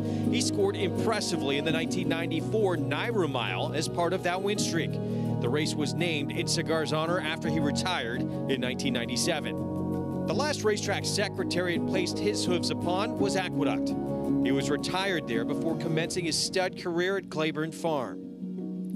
Aqueduct was the second track to host the Breeders' Cup in 1985 and was one of the first sporting venues where Pope John Paul II held Mass in 1995. So much history at Aqueduct, and we're getting set to kick things off this coming Thursday, September 14th, opening day, Belmont at the Big A. Some of the notable dates here: Joe Hurst Turf Classic, Grade 1, the Woodward. Used to have that race at Saratoga. We swapped for the Jockey Club Gold Cup, so the Woodward coming up September 30th, and then we're going to see Fierceness likely and another strong supporting cast in that Grade 1 Champaign as these horses look to move to the Breeders' Cup. I know. I always look forward to those 2-year-old races, and I always look forward to late in the year races as well to see how everybody's progressed, because they all go through phases. You know, they start off young, and then they get in their groove, and then they come to the end of the year. We see who can go 2 turns and who's Breeder Cup material. And can't forget about the New York Breds, too, because that's a huge day that I love. Thought we had all the strength of that hopeful, and then, what, a 47-1 shot winds up winning that race, Nutella Fella. We'll see what happens, but looking forward to seeing Fierceness back. That horse was incredibly impressive for Todd Pletcher at Saratoga this summer. We're going to get back to action at the Meadowlands, and more coming up as well from Remington. But Meadowlands, big night, New Jersey Classic Final for 2-year-old colts and geldings, trotting, purse of $275,000. And talked about this horse at the top of the program, Sig Sauer, undefeated, putting that perfect 3-for-3 mark on the line for Noel Daly. Andrew McCarthy will drive. And it seems like he's got options from that inside post. Yeah, he can either go to the front or sit just off of it. And the great thing about this horse is he's already a Sire Stakes champ. And he came home with that strong 26-3 final quarter last time out. He's a deserved favorite in here. Aki Svanstedt will drive and train with Mr. Bluebird, long shot next door. This horse is still a work in progress. He's a long shot player tonight, but Aki gets them tuned up as the year goes on. Wouldn't surprise me if this horse ran well at a number from an inside draw. This horse really interesting. Just missed. He was flying late against Sig Sauer last time out. Yeah, and for those who don't know who Bo Westergaard is, he's here from Denmark. He drives and trains most of his horses. He's got Get a Wish tomorrow in the Yonkers Trot, which is a big race. Hankins Hanover, 12-1. So did the dirty work last week. Getting to the front, but that second quarter was soft, and so was the third one, too. Still got run down in the lane by several, including Sig Sauer. Mr. Grant with Tim Tetrick. Had that nice 3-hole trip going away in a score last week at his elimination. He's posted well tonight. He's trending in the right direction. We'll see if he can get to 3 in a row. Goat has a ways to go to live up to that name. Yeah, I was just going to say that. I was like, maybe Tom Brady should drive him instead. He's gotten collared the last couple of times out by 2 longer prices, so 1 for 6 on the year. Tony Adams just second to Mr. Grant last out. Another one from that Stack Svanstedt. That barn went 27-3, running second at 56-1. Draws back outside. Still got to find a little more speed, though, I think. Maybe some upside, too, with Mosquito, who's lightly raced. Brian Sears in the bike. Yeah, you know, forced to come first over and just couldn't power by Hankins Hanover when they started running last week, so he got taken over by Sig Sauer and others. I'm not crazy about the draw, but I wouldn't be surprised if this horse got live cover tonight and ran well. And big price outside with the driver we just saw win, Scott Zeron on Storm Cloud Fashion at 31-1. Probably will want to come from the clouds here from Post 10 tonight. But again, we've seen Post 10 win, struggled in the last 2. Probably need to turn things around here. 2-year-olds can sometimes do that quickly, but it's asking a lot. Well, look at that motion from Sig Sauer, undefeated. Yeah. We're going to show you that victory last time out. Came home at 26-4. Also, keep in mind, watch who's flying at him late, Southwind Metric. Yeah, and you know, the thing about this race, too, is this horse, meaning Sig Sauer, he's very, very professional. And you could see it in his motion, and you could see in the way that he is trotting out. You know, they're not asking much of him. He's kind of just revving up and running and getting to the line. He's getting high line there a little bit to get to the line to keep him going. Now, the horse on the outside, as we said, made that big close into that Southwind Metric. but came up a little bit short and was parked a little bit there too. So wouldn't surprise me if Southwind Metric again runs a little bit better here on the improve, but I think 6 Hours way the horse to beat in here. And he's even money trying to keep that perfect record intact, Jessica.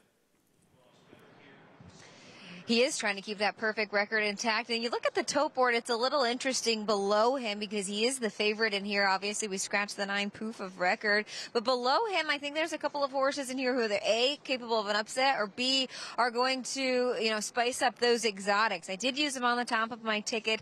3 for 3, a New Jersey Sire Stakes final winner. This horse only raced in the last leg of the New Jersey Sire Stakes and went on to the final and was just such a convincing winner, holding off My Way, who's a very nice colt in his own rights, gave him some time off, qualified very well, and came back last week. Got away in the middle of the pack from a middle pack post, and just powerhoused home in 26-4. You did mention Southwind Metric flying at the end of it as well. I thought it was a very good start for that horse, a good step in the right direction for that horse as well. But I still went to 6 Hour. The rail can be a bit tricky for those two-year-old trotters, but I don't think it's going to be the case in here for him. I also do like Hankins Hanover.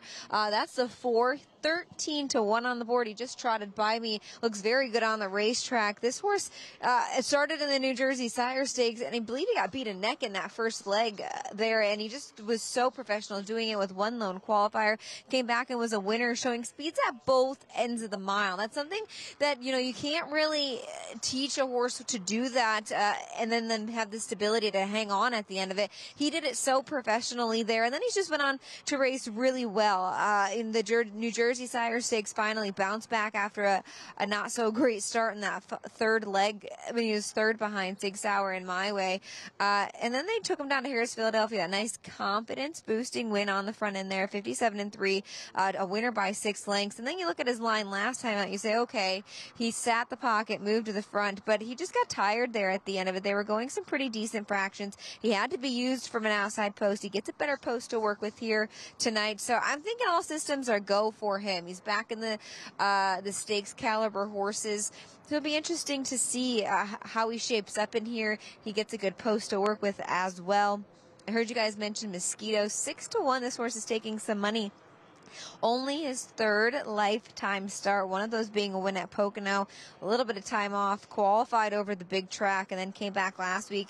Had the lead there for a short bit, turning for home in the stretch, and finished third by just a length. Now works from an outside post. Does show us a little bit of speed on the program page, but not enough for me to say he's going to blast on out of there. It'd be interesting to see how well he gets off of the gate from an outside post from post 8. And then I use the 5 Mr. Grant, one of the elimination winners last week. Very convincing. 3 for 5 on the season. Perfect middle pack post. And hey, the Hall of Famer, Tim Tetrick in the bike. But it's all 6 Hour for me. What about you guys? Yeah, well, certainly public is leaning that way as well, Paul. 3-5 now on the undefeated 2-year-old colt from the inside post. Yeah, and I mean, when you look at this horse's last race, you can say, okay, he's legit, and he already has Sire Series wins and has been a Sire Stakes champ. So I think when you're looking at the whole body of work and being undefeated 3 for 3, Jessica brought up a good point about the rail being tricky for 2-year-olds because they get to it a little bit quickly or they're a little bit revved up, but he shouldn't have a problem with that. He's had the rail before when he's qualified and run in those spots. And she also brought up an interesting point with the 4 Hankins Hanover. She had mentioned, Jessica, saying that Hankins Hanover finally found a little bit of speed at the back end of a mile, which is important. Last time out, though, where she had said that got a little bit tired, I saw it as a little bit of a regression. So I want to just see a little bit more speed at the back end of a mile from a horse like Hankins Hanover before I can endorse a horse like that. And Mosquito, to me, is the price where I would go if I was looking elsewhere off of the favorite. Lucas Wallen's having a really hot night. He's won a couple already. I think he's looking for his 3rd tonight, if I'm not mistaken. And if this horse can actually get a little bit of live cover flow, I think this horse can flip out and kick on late with some pretty good kick. Meanwhile, 5-1 on the 2-year-old that was making up a lot of ground on the undefeated 6 Hour last time out, and he was parked wide as well trying to do that. That's Southwind Metric. 6 Hour, though, his trainer, Noel Daly, says they haven't even got to the bottom of this horse yet. He feels like he has a lot more to give. Yeah, and that's what usually happens sometimes when they start their seasons later. You know, they'll start to race them into form. You want to start to shave seconds off of their times and get them faster at the end of miles. When you have a horse like this who's shown the promise that he's shown, you kind of just want to see where you're at as we get closer to the end of the season and then go from there with the fall stakes and see what you got as a 3-year-old. But there's no doubt about it. Right now, this horse is the horse to beat here. Sig Sauer from the inside post trying to run that record to a perfect 4 for 4 for trainer Noel Daly. Let's go to Peter Kleinhans.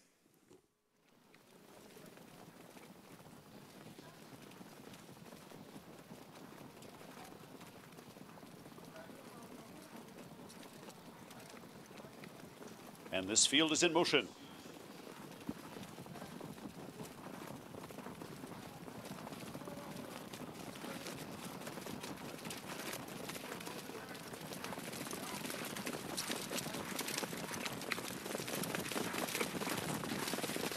They're off and trotting in from the center of the track. Goat tries for the lead. Far outside, Mosquito. Along with him at the inside, Sig Sauer comes away in third. Mr. Bluebird is fourth.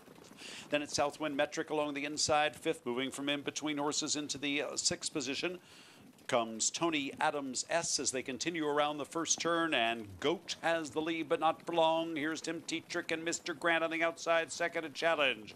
Mosquito up on the outside, moving from third, is followed by Sig Sauer at the inside, fourth. 2 lengths back, Mr. Bluebird is fifth. Then it's Hankins Hanover, sixth at the inside. 2 more lengths back to Southwind Metric, trotting in seventh, is followed up by Tony Adams in eighth, and Storm Cloud Fashion trails the field in ninth. First quarter was 28-2. Up the backstretch they go. Sig Sauer takes command here at 4-5 now. Mosquito at the inside yields and is now back in second. It's a 2-length gap back to Mr. Grant trotting in third. It's the Goat in fourth. 2 more lengths back to Mr. Bluebird in fifth. Another length and a half has Hank and Hanover in sixth, followed up by Southwind Metric seventh. Another length and a half back to Tony Adams, and the trailer continues to be Storm Cloud Fashion. They're still single file as they race up towards the 3/4, and it's Sig Sauer coasting along. Got a nice half and 57 flat there. Mosquito at the inside, and Brian Sears is second. It's a length and a half back to Mr. Grant trotting in third, and here comes Hankins Hanover, the first to move on the outside from fourth, flushing out Mr. Grant. At the inside, Goat is back in fifth. Southwind Metric with a lot of work to do from the sixth spot. Mr. Bluebird is seventh with Storm Cloud Fashion. Tony Adams 3/4 and 126 flat, and Sig Sauer has drawn clear by 3. At the inside, Mosquito is still second. Outside, Mr. Grant is third. Far outside, Hankins Hanover kicking in, but Sig Sauer is comfortable on the lead, and Sig Sauer is going to get it done here as the 4-5 favorite. Sig Sauer takes the final of the Jersey Classic for the 2-year-old colts. Sig Sauer, a powerful winner in 1:53-3. Andrew McCarthy did not want to mess around with Sig Sauer, and that record remains perfect. Made an early move, and he was strong to the finish. And when you're on the best horse, you go to the front, and there were 4 moves before the half, so they were exchanging the lead a little bit before they got to the half, but the last move to the top ended up being the winning move, as Andy McCarthy did it with Sig Sauer. I was happy with Mosquito's trip, considering that Mosquito was parked out for quite a bit of the ways. It was that third horse to make the move to take the lead before Sig Sauer took it over, but make no mistake about the winner. This is a nice horse. Trained by Noel Daly, Andrew McCarthy in the bike for the win, and this 2-year-old now perfect 4 for 4 in his career, the New Jersey Sire Stakes champion.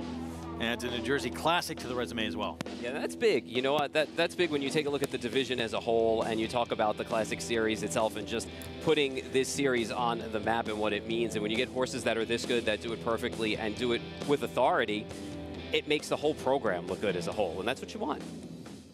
Winds up going off at 4-5, keeps that perfect record intact. We're going to take a timeout when we return. Stakes action ahead from Oklahoma City. The Oklahoma Stallion Fillies, purse of $50,000 for 3-year-old fillies. 7 furlongs on the main track. Coming up when we return in the 6th from Remington.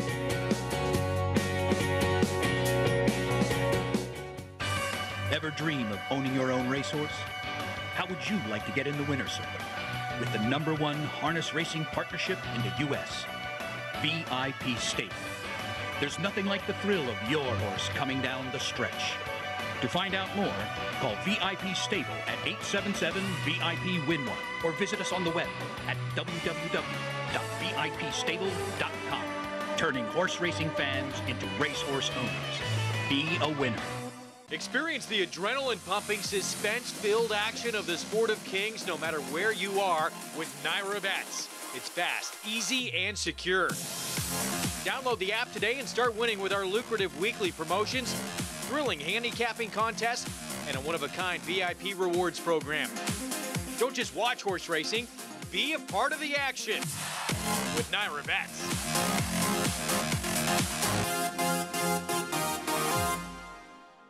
Some of the top horses in the sport are born and raised in Pennsylvania. It's really the world capital of standardbred breeding. Breeders from other states locate in Pennsylvania. It's not a hard sell. I mean, we have a whole mess of clients that send us horses to take advantage of the program. The racing opportunities have been, continue to be, and into the future are very strong here. This is where the top stallions are. A lot of the top mares are here in Pennsylvania. It's perfect.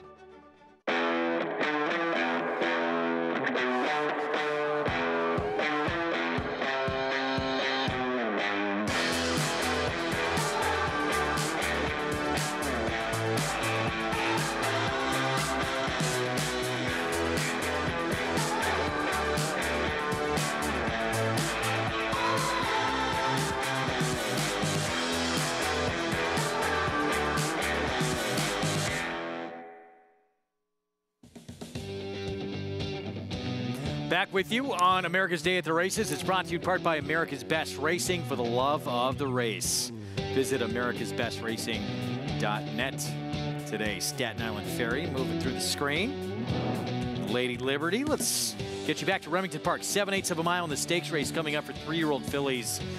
Do you want to dance? The 9-5 favor right now. I know we have the 4 on the screen here, Artistic Vision. I thought this was a very wide open race. Yeah, I think you could make a case for several in here. I mean, the 9-5 on the horse on the rail, do you want to dance? I'm not going to dance. I won't embarrass myself in front of you, Greg. Thank you. It's for you. You're welcome.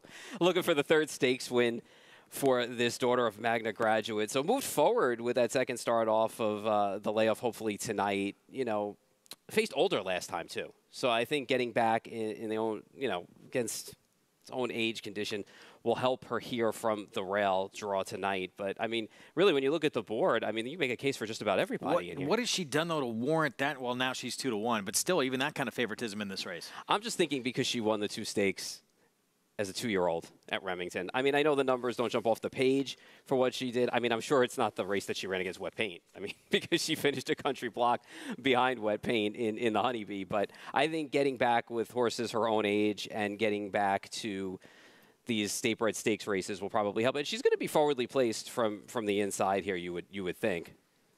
I mean, I think the 6 might be the horse that would give her some fits on the outside. Yeah, that one's quick, the 6. Who was a 3-time winner. And, the 7 here, Tom's Girl, she actually beat the favorite. That was back at Will Rogers back in early May. Yeah, and I'm just kind of looking at... It's not been the same since. Yeah, I mean, a lot of them have been knocking heads with each other, and that's what happens when you get to some of these tracks and you get into these state-bred stakes or the state-bred level. The last 3 have been just so bad. There's no real excuse for the horse, though, for the 7. I don't know. And the 5, Red River Witch, was very rank and ran up into 2nd before ending 3rd last time. Now is coming off that layoff, sprinting again.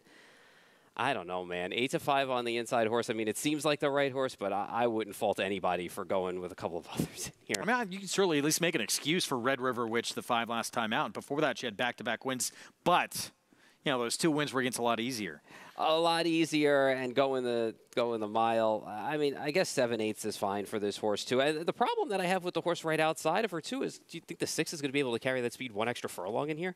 Yeah, we'll find out if she can do it 7 furlongs. First time trying this distance. 47 1 shot started off this late pick 5. 6th from Remington. Do you want to dance? From the inside post, the favorite. Let's go to Dale Day. Red River Witch.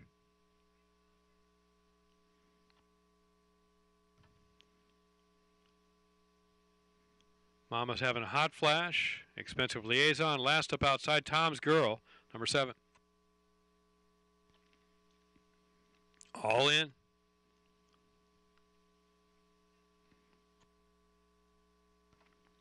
They're off in the Oklahoma Stallion fillies. Rough beginning for Tom's Girl toward the outside as they come into view. Battling for the front early on. That is Do You Want to Dance? Red River Witch is forwardly placed right there. Also out 3rd, Mama's Having a Hot Flash as they reach the backstretch. Gap of 3 to the next set as they battle with Artistic Vision, Tom's Girl, and I'm the Bigger Bear. Another 5 lengths to the trailing Expensive Liaison, 9 from the front. Midway up the backstretch, It's Cabrera and Red River Witch on top by a neck over Do You Want to Dance. They're going to hook up with a half mile to go, and they're 2.5 better right now. The Mama's having a hot flash after an opening quarter in 23.1. Mid-pack, I'm the Bigger Bear on the move now to the inside of Artistic Vision, trying to get position going to the turn. The back set, Expensive Liaison has left the back to Tom's Girl. Back up front, rolling outside, Mama's having a hot flash. Artistic Vision is fired fourth and gaining ground quickly as Red River Witch goes nose to nose with Do You Want to Dance with a quarter mile to go, and the Oklahoma Stallion fillies. Red River Witch now trying to grab control as they reach the top of the stretch. Mama's having a hot flash, a big player outside. Do You Want to Dance third, up the rail. Here comes Expensive Liaison from the far back.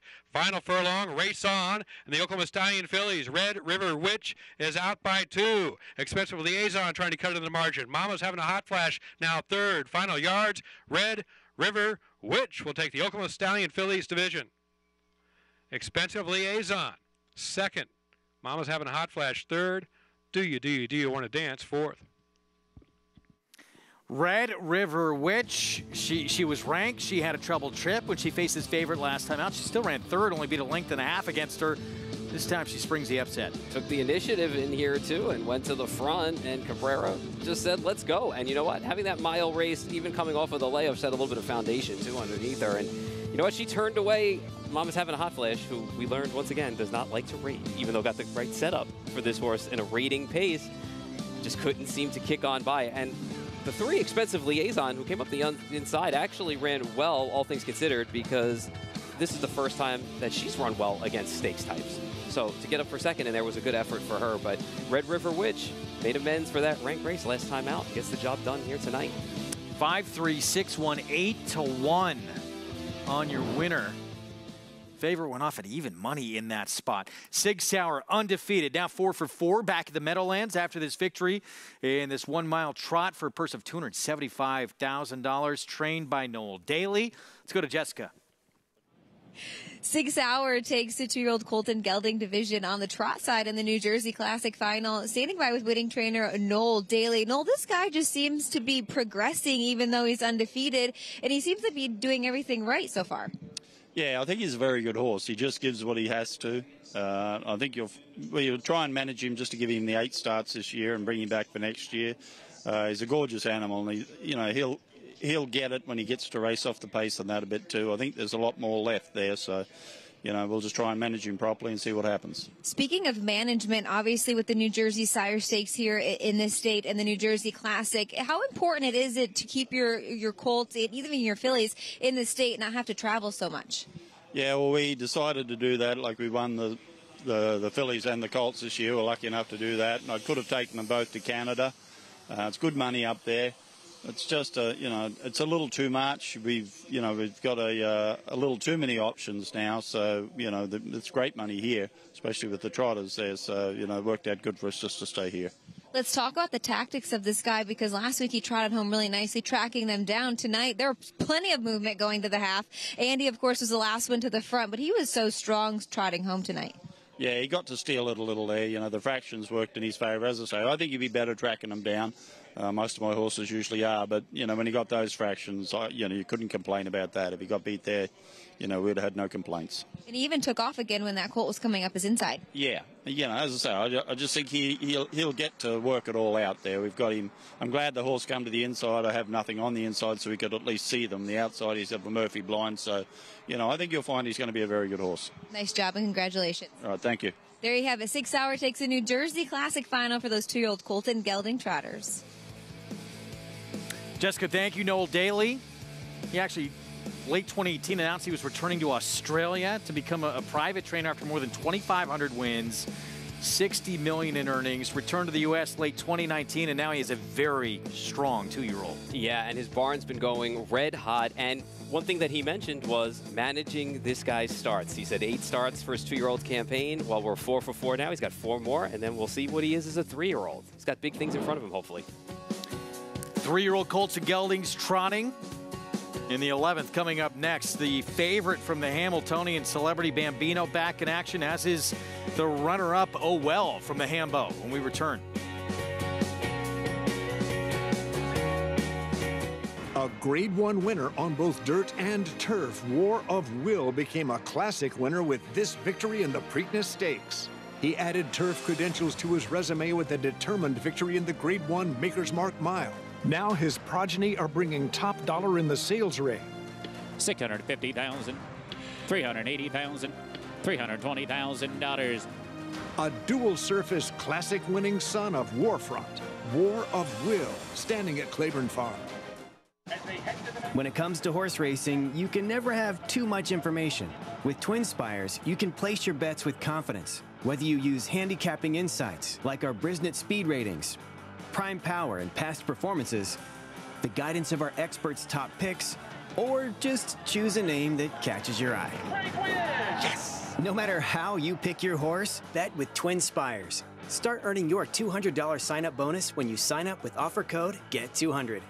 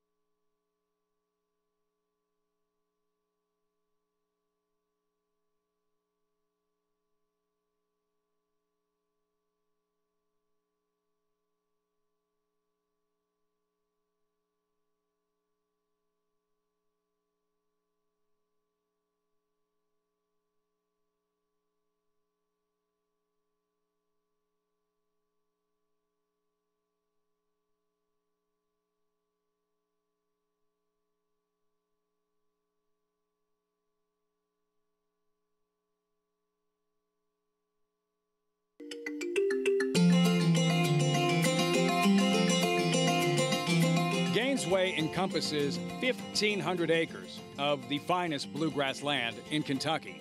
The property includes the former Green Tree Stud in Whitney Farm and is home to Tappet. Tappet has emerged as one of the most influential and breed-shaping stallions of the past half-century. Well, Tappet has been an absolutely amazing horse for us, probably the best horse that's ever been at Gainesway for over 100 years. He's made us look really good at Gainesway. Tappet's shoulders are broad. He's really taken Gainesway to a new level. He's just made us appreciate what a horse like him can do for the farm. He's produced incredible runners year after year after year. You had Flightline, who's one of the best horses I've ever seen in my whole life.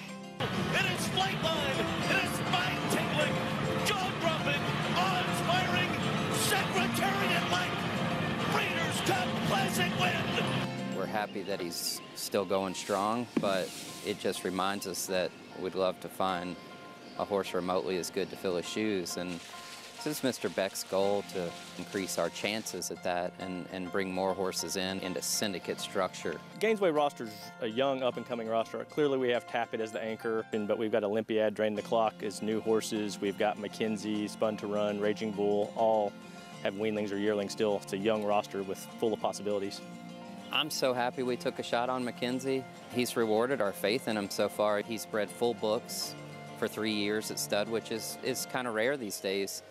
And his first crop of weanlings were very well accepted at the sales. We think he's got a big shot. We're really excited to see what he's going to do. Gainesway strives for excellence, both on the racetrack and in the sales ring. Its general manager, Brian Graves, grew up around promising thoroughbreds. Brian's father, Bill, longtime Fasig-Tipton vice president, introduced him to the game. I think our success with Fasig-Tipton was grown organically. So when I came to Gainesway in my early 20s, one of my driving desires was to create a consignment business. And so naturally, my father and I would work together. And I discovered the magic of Saratoga during those early years and what kind of horse can thrive there. Now that's what the Tappets are supposed to look like, just like his dad, who of course is the leading sire in North America and has held that position pretty much since his first full crop hit the racetrack. Gainesway's always tried to focus on quality, whether it be our sale consignments or the stallions we bring in. It's Mr. Beck's idea that we should focus on quality, and we try to help our clients achieve as much success as possible, and I get a big kick out of that. Our FS2 coverage continues on America's Day at the Races with the New Jersey Classic Finals from the Meadowlands in East Rutherford, New Jersey, and action from out at Remington Park as well. We have another stakes race coming up out there. Right now it's back to the Meadowlands, and 3-year-old colts and geldings in this 1 mile trot. Devilish Hill kicks things off. Yeah, got in by that 5th place finish last week. Does draw the rail, but needs to find a lot more here. New Jersey Sire Stakes champion Air Power at 4-5. That was a nice blowout win off the layoff. Moves down inside tonight, should be able to build off that race here. Came home strong, 26-4. Up Your Deo at 8-1. Still feel like this horse is better when he's following a helmet as opposed to pulling the train like he did last week. Fractions were soft. He was 3-5. He ended up 3rd. Maybe needed that race. He hadn't run in a few weeks after the Beal. Be interesting to see what trip he pulls tonight. Looks like Oh Well could control, who was 2nd in the Hamiltonian. Yeah, didn't disappoint last week with a nice rated wire-to-wire score in his elim, 26-4 on the back end. Dexter Dunn on a big long shot challenger. Ended up 3rd in that 3-way finish with Oh Well and Celebrity Bambino. His better efforts have come at the Meadowlands. He's still 0-6 this year.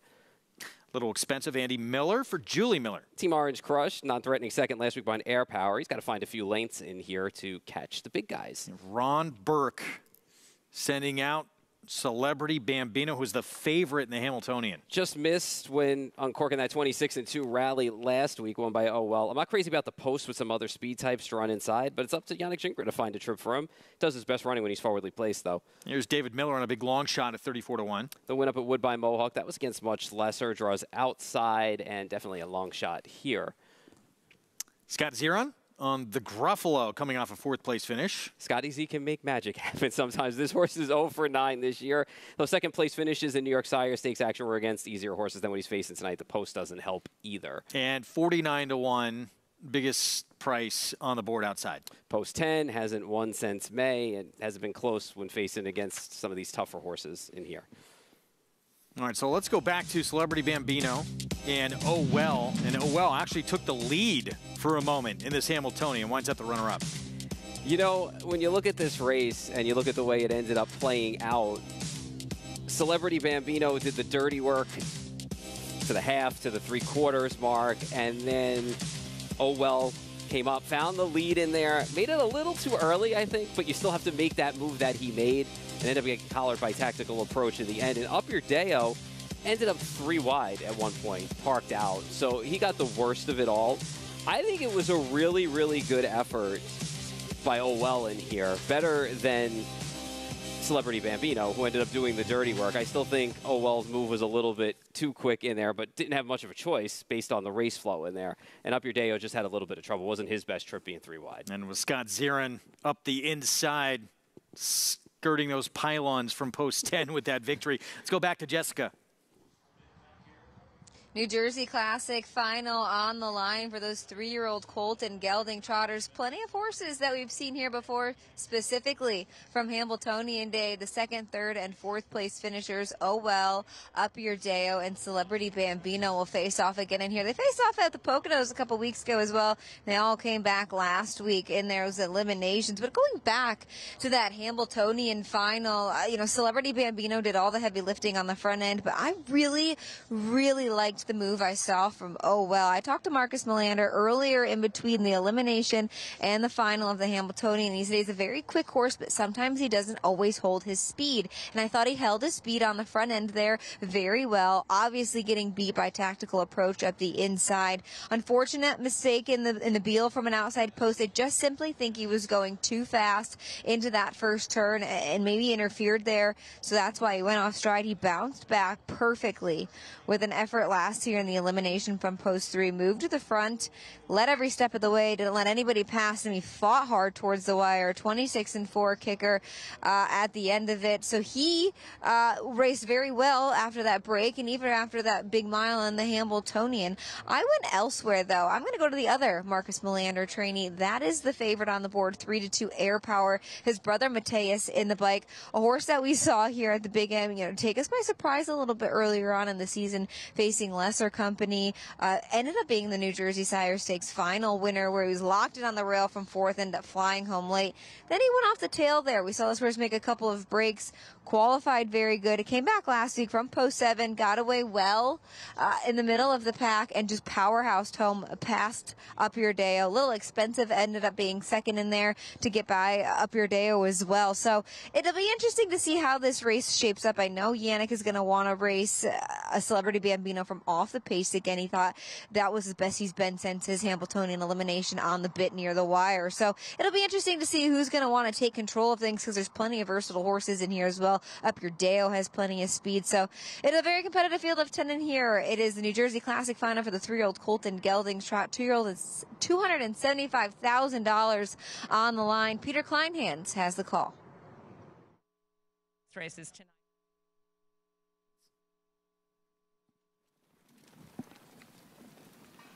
11th race, New Jersey Classic field is in motion.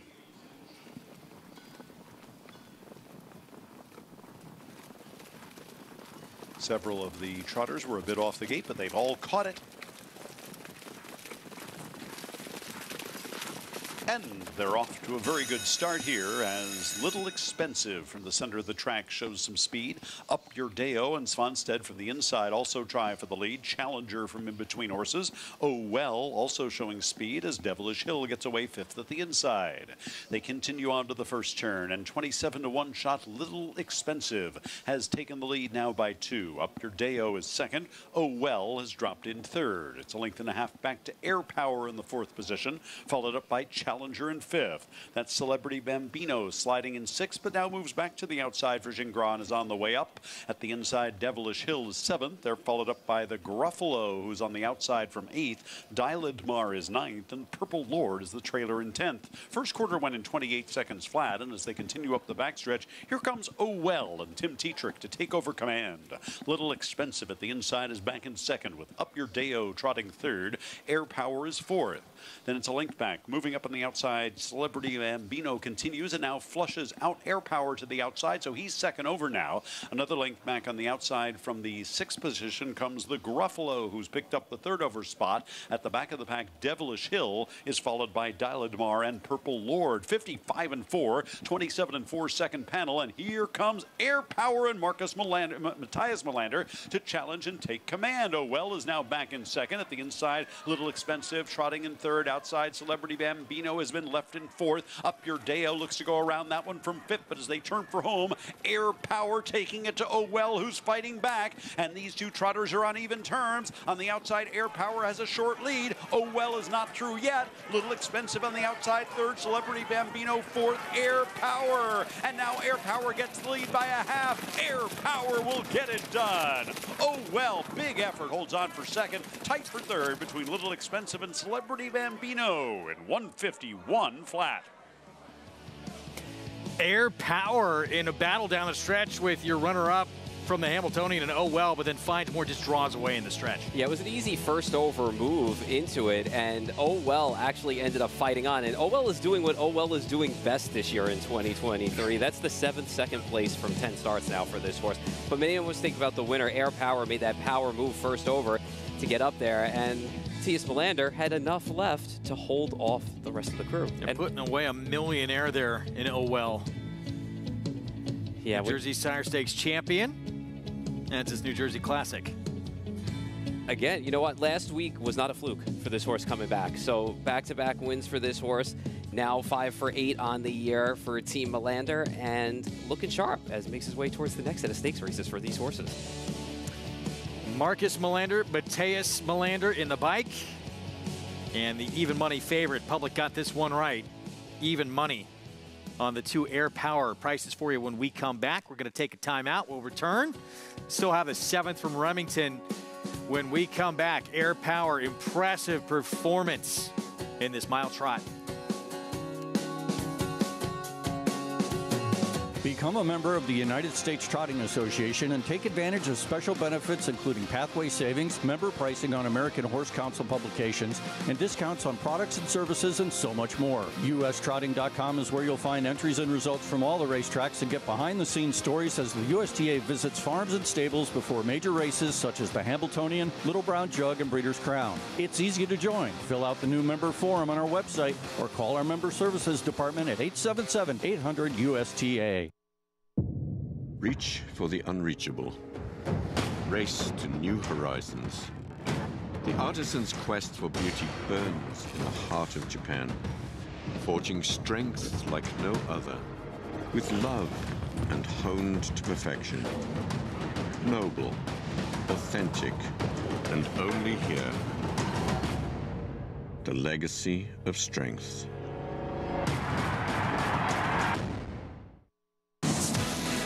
It's America's original sport, and no one covers it better than americasbestracing.net. From the sport to the lifestyle, the best races, horses, and destination venues, cocktails, gambling, fashion, and more. americasbestracing.net is a sport for you.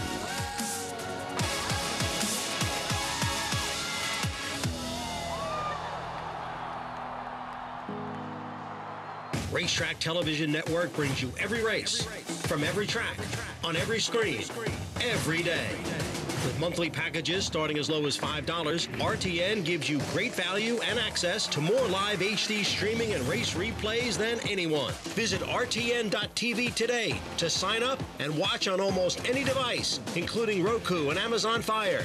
RTN has packages that start at $5 per month.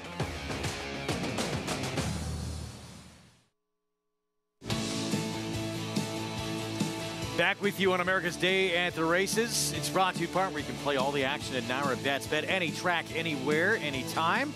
Go to NYRABets.com. Get signed up and started. Back in this New Jersey Classic final for 3-year-old colts and gelding trotters. Air Power. Looked like this one was in a battle mid-stretch and then just finds more and pulls away. 5th win of this 3-year-old's career. Very impressive win, too, considering last week's impressive effort, too. So built on that for Marcus Melander. He's got a good little trotter here with his brother up in the bike. So he looks like he knows what he did here. He knows he won. His ears are up. He's in the winner's circle. He's ready to go. It'll be interesting to see what he does from here. There'll be a couple of stakes that'll be coming up for them. And you'd like to see this progression with these horses. Some of the 7 starts right now is kind of pushing the limit with some of these 2-year-olds and 3-year-olds and 4-year-olds, and you start to see them in a year start to progress. Good horses like this, maybe about 10 starts for the year. Even money, Air Power. Now 5 for 8 in this 2023 campaign. Oh, well, little expensive in Celebrity Bambino. 2nd, 3rd, and 4th as we go back to Remington. Race 7 on the card. Oklahoma Stallion, Colts and Geldings handicap. $50,000 purse coming up. And it looked like the 2 equally, the 4 Dark Afternoon, probably between these 2 in this race. Dark Afternoon just went a lot quicker last time out. I know Buyer-wise, that's not the case. Other figures, it certainly was. Yeah, for sure. And you know, this horse, when you go back to even the turf start at Lone Star, ran exceptionally well. Circled 6 wide, didn't get away the cleanest that day on that surface, but came right back off the layoff and absolutely dominated that field and made it look easy, and did vie a little bit early on before shaking off the rival there and opening up down the lane. So even money here tonight. Maybe a little other early speed in here. We've seen tonight, if you haven't been able to make the front and actually hold your position with a speed horse, you've backed up a little bit here at Remington. So we'll see what happens. Just the other things I like, too, with Dark Afternoon. He did it at 7 furlongs. And you look at that race off a short layoff. just seemed like he was getting stronger, too, in the stretch.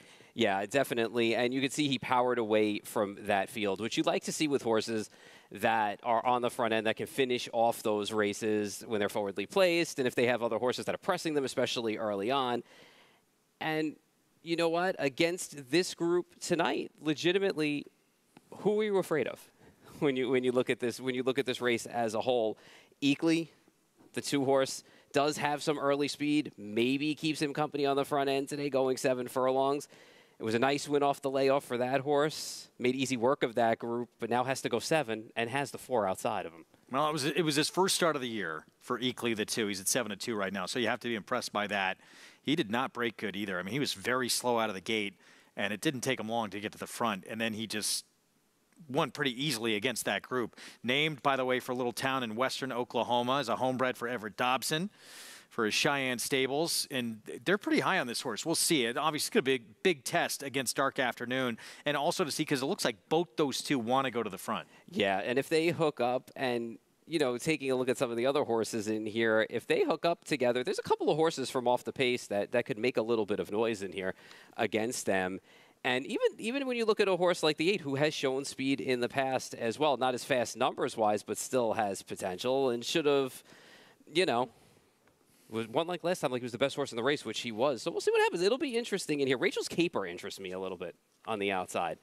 I don't know what your thoughts are on that horse, but second off the layoff, has some options from an outside post. And when you look at the comment in the form, it says that she hung, and he hung, excuse me, and I'm not sure I buy that. He made the lead, and then I feel like he waited a little bit, but I felt like when Codaline came up to him, he ran a little bit with Codaline to the wire. So from an outside post at 12-1, if this race sets up like we saw the last race where a couple of horses get to the front and start knocking heads, this is a horse who can lay a couple of lengths off the pace and possibly kick in late.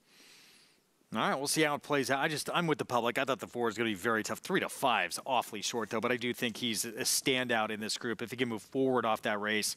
You know, back to Eakley, Don Von Hemel is the son of Caleb's Posse, and these connections, you know, campaign Caleb's Posse as well when the Breeders' Cup Dirt Mile.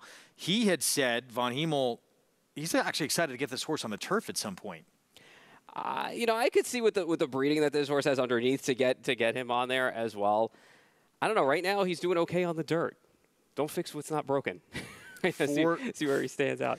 4-5, Dark Afternoon.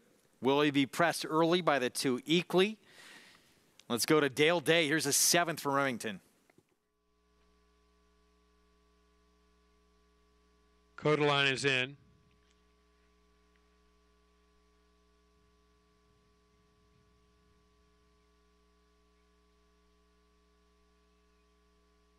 Eakley, a bit slow to load.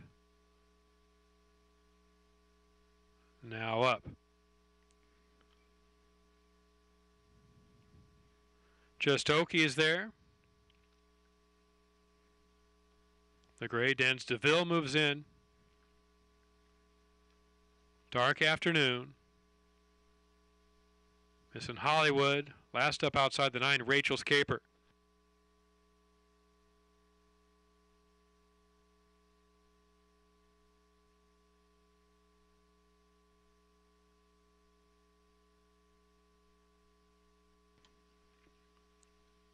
All in.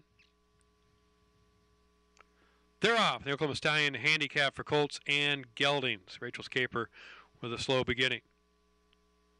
Out well from the inside, going for the front, that's Soul Sacrifice. Now emerging Dark Afternoon, Majestic Liaison, missing Hollywood, is third from the outside as they get to the backstretch. Coming on between runners, Eakley trying to find a space to go. Just Okie is 6th early on. Gap of 6 then. Back to Rachel's Caper and Codaline, and it's well back. Dens DeVille already more than 20 lengths off of it early on in the race after an opening quarter in 22.75. Dark Afternoon puts a nose out front over Majestic Liaison with a half mile to go. Eakley is now to the outside but forwardly placed. Big opening inside for Soul Sacrifice. 4th at the rails, they go to the turn. Missing Hollywood will go 5 wide into the turn with 3 furlongs to go, 2.5 back. Just Okie is all alone in 6th. Now coming on, Codaline starts a rally, trying to be followed by Rachel's Caper. Nothing yet from Dens DeVille, way back. Half mile, 45.88, quarter mile to go. It's Dark Afternoon on top now by almost a full length. Eakley is alone there 2nd, Coming on, missing Hollywood, battling for third, swinging out. Here comes a run from Kodaline and Rachel's Caper. Furlong to go. Race on. Rachel's Caper after the rough starts right there with Kodaline. They're all chasing Dark Afternoon. Here comes Kodaline now with Rachel's Caper. Dark Afternoon is all out. These three in the final yards. Rachel's Caper now to the outside, getting the edge or trying to over Kodaline, but Kodaline battles back to take it. And the Oklahoma Stallion handicap for the Colts and Geldings. Upset there. Looks like the 6 Kodaline gets this victory, now 3 for 8. Yeah, and the same horses ran 1-2 last time out. They did it again this time out. That's going to do it for our coverage tonight. We're on early tomorrow morning. Big race from Leopardstown with Irish Champion Stakes. Coverage begins on FS2, 9:30 a.m. Eastern Time. Aidan O'Brien, he has the defending champ, one of 3 he'll line up in that race. Again, 9:30 a.m. Eastern start time for that Irish Champion Stakes. It was Soiree Hanover in the 2-year-old filly division with Tim Tetrick in the bike. Tactical Mounds. Again, the outside post does not hinder this one's performance, and Sig Sauer remains perfect. We're back tomorrow night. We'll see you at 8 Eastern Time with coverage from Scioto Downs.